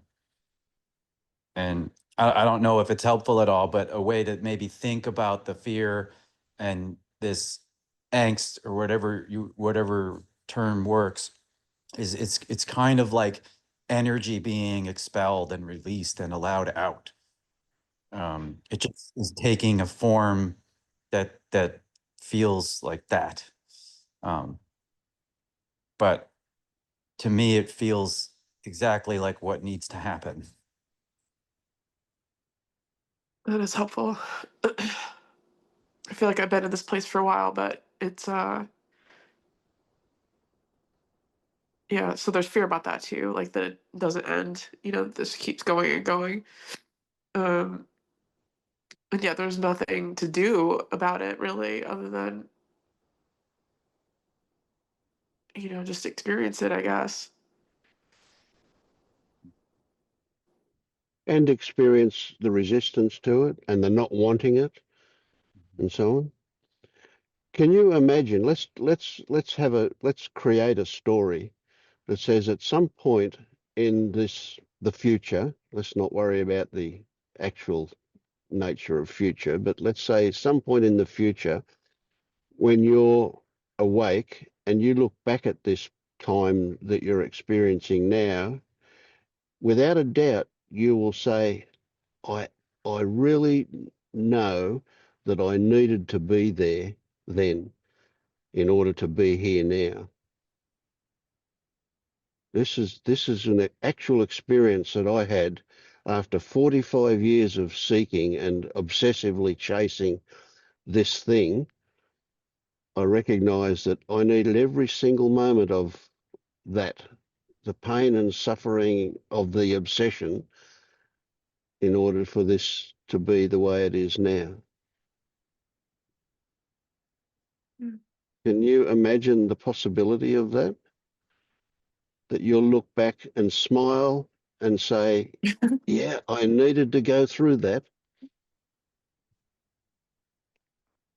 It's And hard I to needed, imagine, but I needed to go through it exactly the way I did. You can't imagine that, even as a fantasy? Yeah. Yeah, as a fantasy, I can. Mm. And did you notice that you just had a kind of a half smile and you felt Yeah. something a bit different with that one? Yeah. Yep.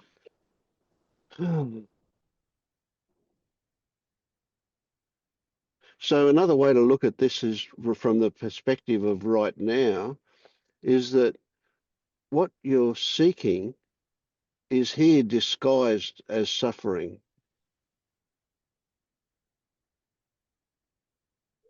What you're going through is exactly the path you need to be on, just like what Dan said. It is exactly what you need, your particular organism and your experience in life up till now, all of your conditioning, plus your DNA, all of that stuff has led you to this point, not haphazardly, not by luck. It's here because this is exactly where you need to be on the path.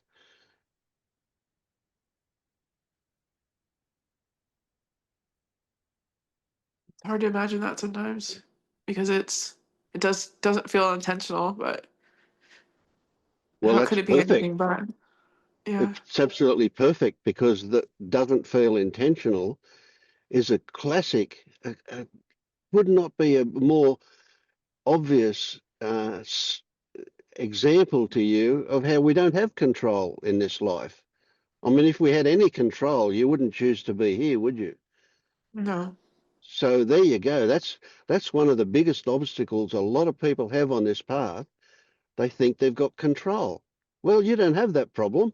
Wow, let's celebrate Right. that one, eh? Yeah. Yeah. No control, no choice, no decisions.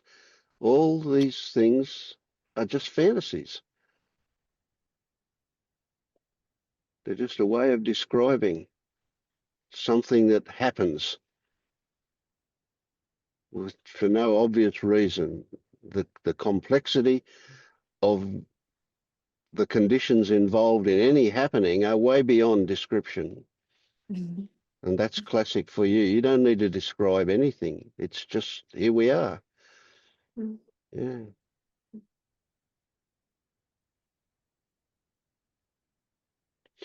And here's another one. This is the one. This is the one that woke me up. This was just a life changer for me. It was one sentence that I was told that changed 45 years of obsessive seeking from being a seeker into no longer needing to look for anything. And that was being told that what it is what is what is.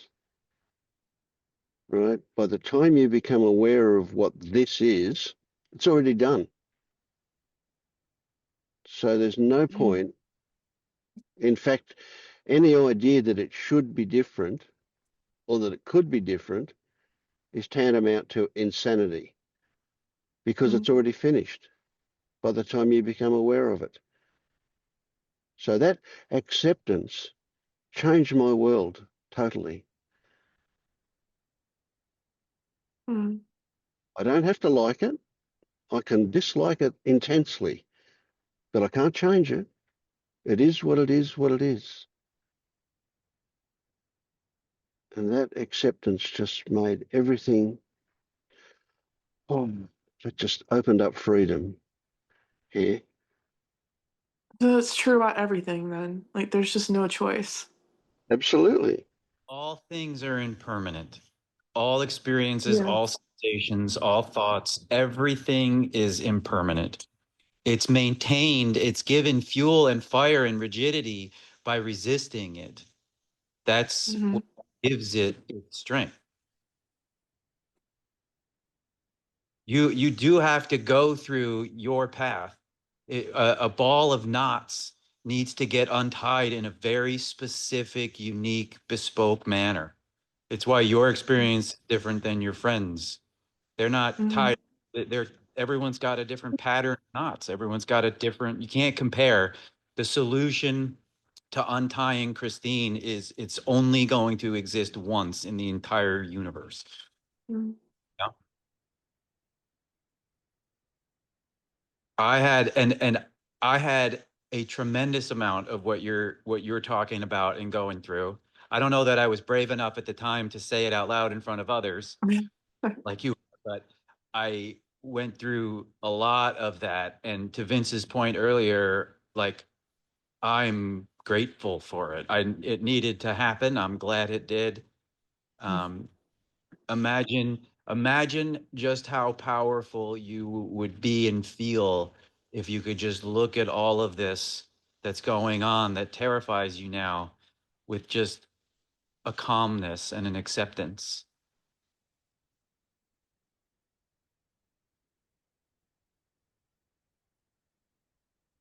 I think you're in I think exactly where you need to be. Okay. And You're even right at this moment, if you look around inside that organism called Christine, you'll find a flavour of what Dan is just saying. You'll find a flavour of pleasantness in amongst all of the turmoil. Little pockets, just tiny little pockets. They're there. Mhm. From Yeah. 10 minutes ago, you're a different person. Right now, I perceive what I'm looking at as somebody that's changed in the last few moments. How did that happen? Well, it doesn't Yeah. matter. I don't need an answer for that. Yeah. But wow, isn't it amazing? Oh, It is amazing, actually. Yeah, impermanence is definitely helps to just yeah, like to just notice that even when things feel really dark, it's like, okay, well, you didn't feel that way last night after, having dinner with your friend. You felt different. And but yeah, there is just this, I think what's been happening in the past few days is just this fear of rolling backwards because I'd sort of felt like I'd come out of this, a little bit out of this depression or whatever you want to call it, and then kind of roll back to this place of not wanting to get out of bed again. And okay. Yeah, that's an interesting one and a really important one to consider. Let's reframe it to what actually happens, the way I see it anyway. My story about this is that mhm, when we start to feel good, it's like we take the lid off the pressure cooker, and that allows shit to surface. Up it comes. mhm, Right? So, and then immediately, if we go, oh, look, I'm back to square one, well, it's bullshit. We're not back to square one. What we've done is we're moved on to the next thing. So mhm. there's a constant, you cannot go backwards. It's not possible to go backwards. You can never be where you were once. And it just seems like that, but you never can undo anything. What it is, the better you get, the more shit can come up. Yes. And it will continue until it thins out. And it will thin out. Okay. I mean, that's not a theory. My experience is that it thins out quite a lot. Yeah.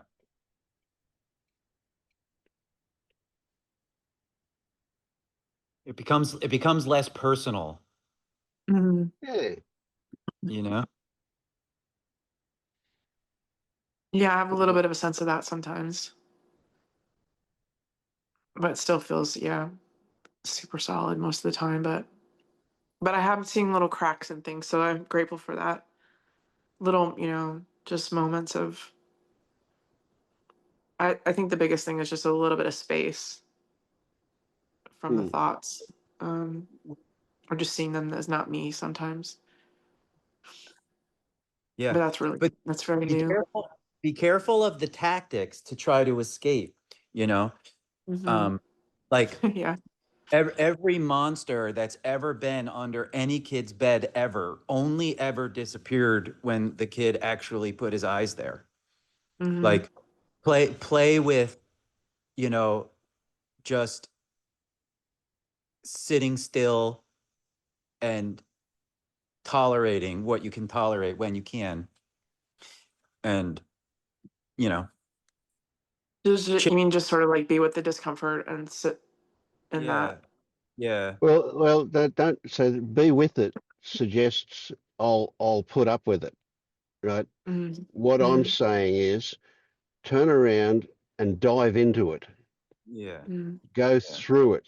The way out of it is through it. You can run And as fast as you do like. that? What does that mean exactly? Like, Well, what I'm talking about is an attitude, if you like. Right. So you can just imagine running away from it, running at 1,000 miles an hour. Running like what's that? Like the Flash. Yeah, he's can run so fast, right?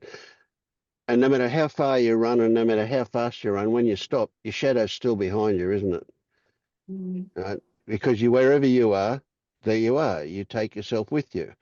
You can't run away from it.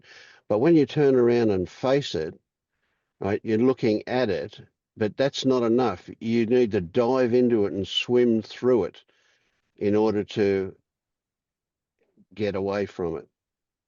But Yeah. but don't put emphasis on getting away from it.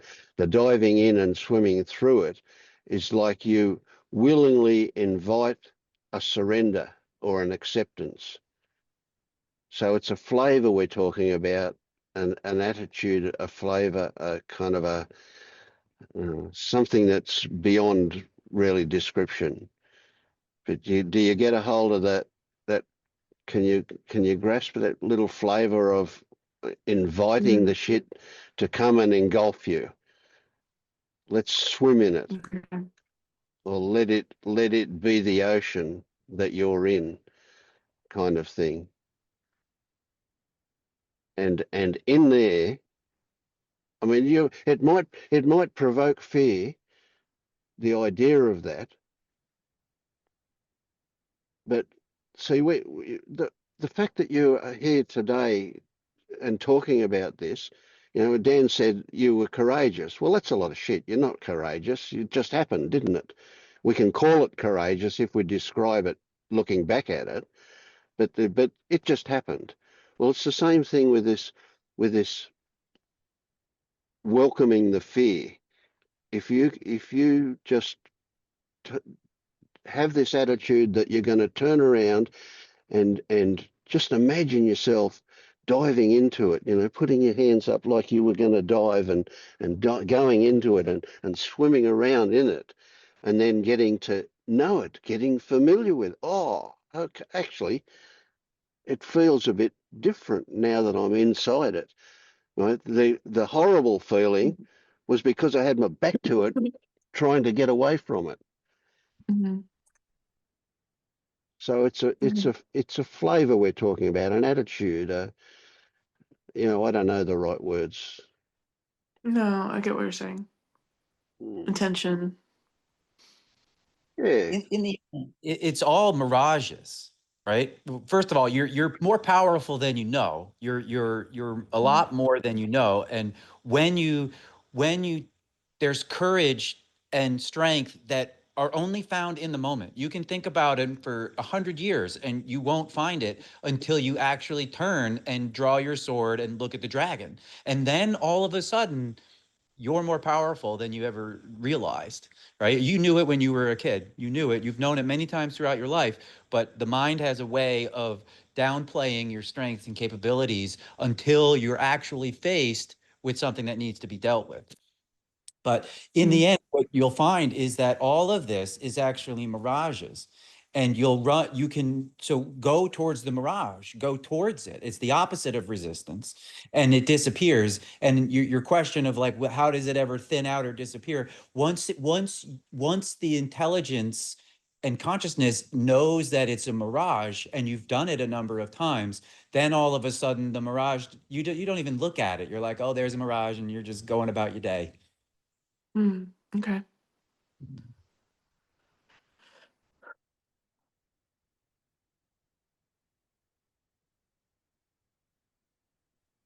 Christine, do you know about the Vince bot? About what? My God, my voice is not working. Do you know about the Vince bot? The Vince Vince spot? has Oh got an yeah, AI. yeah, the Yeah. chat GPT. Yeah. That's a good thing when you're on your own and not on a, not around. Just if you've got a big thing going on, just go through it with that. That's what I recommend. Okay. Yeah, Give I it a haven't go. done it in a while. I did check it out when it first came out. Someone shared it with me. And Yeah. it's really cool, actually. I will. Thank you. Thanks to everybody. Actually, it's all super helpful. Well, thank you. And I mean that, not just words. Mhm. I really appreciate it. My heart goes out to you. Well, and it's funny because it's like you said, it's like it just happens. I wasn't intending to like get on the call and say anything at all, but it's just There what you needed to go. happen. Apparently. Thank you.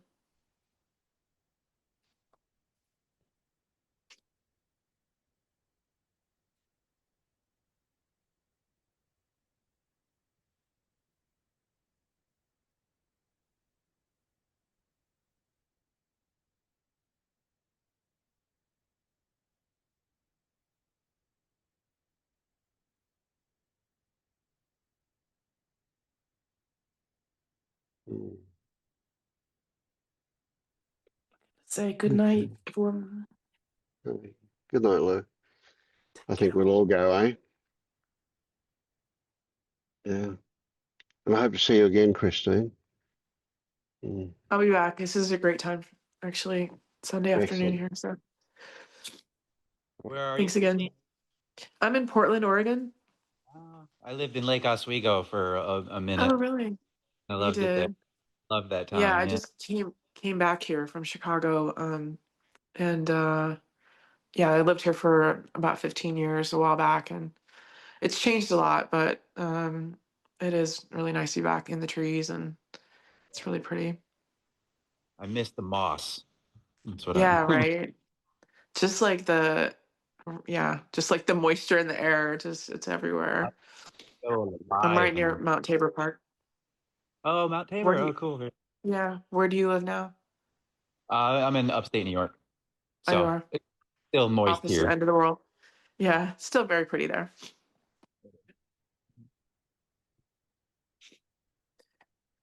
Okay, everybody. Thanks, everybody. Good Right. night.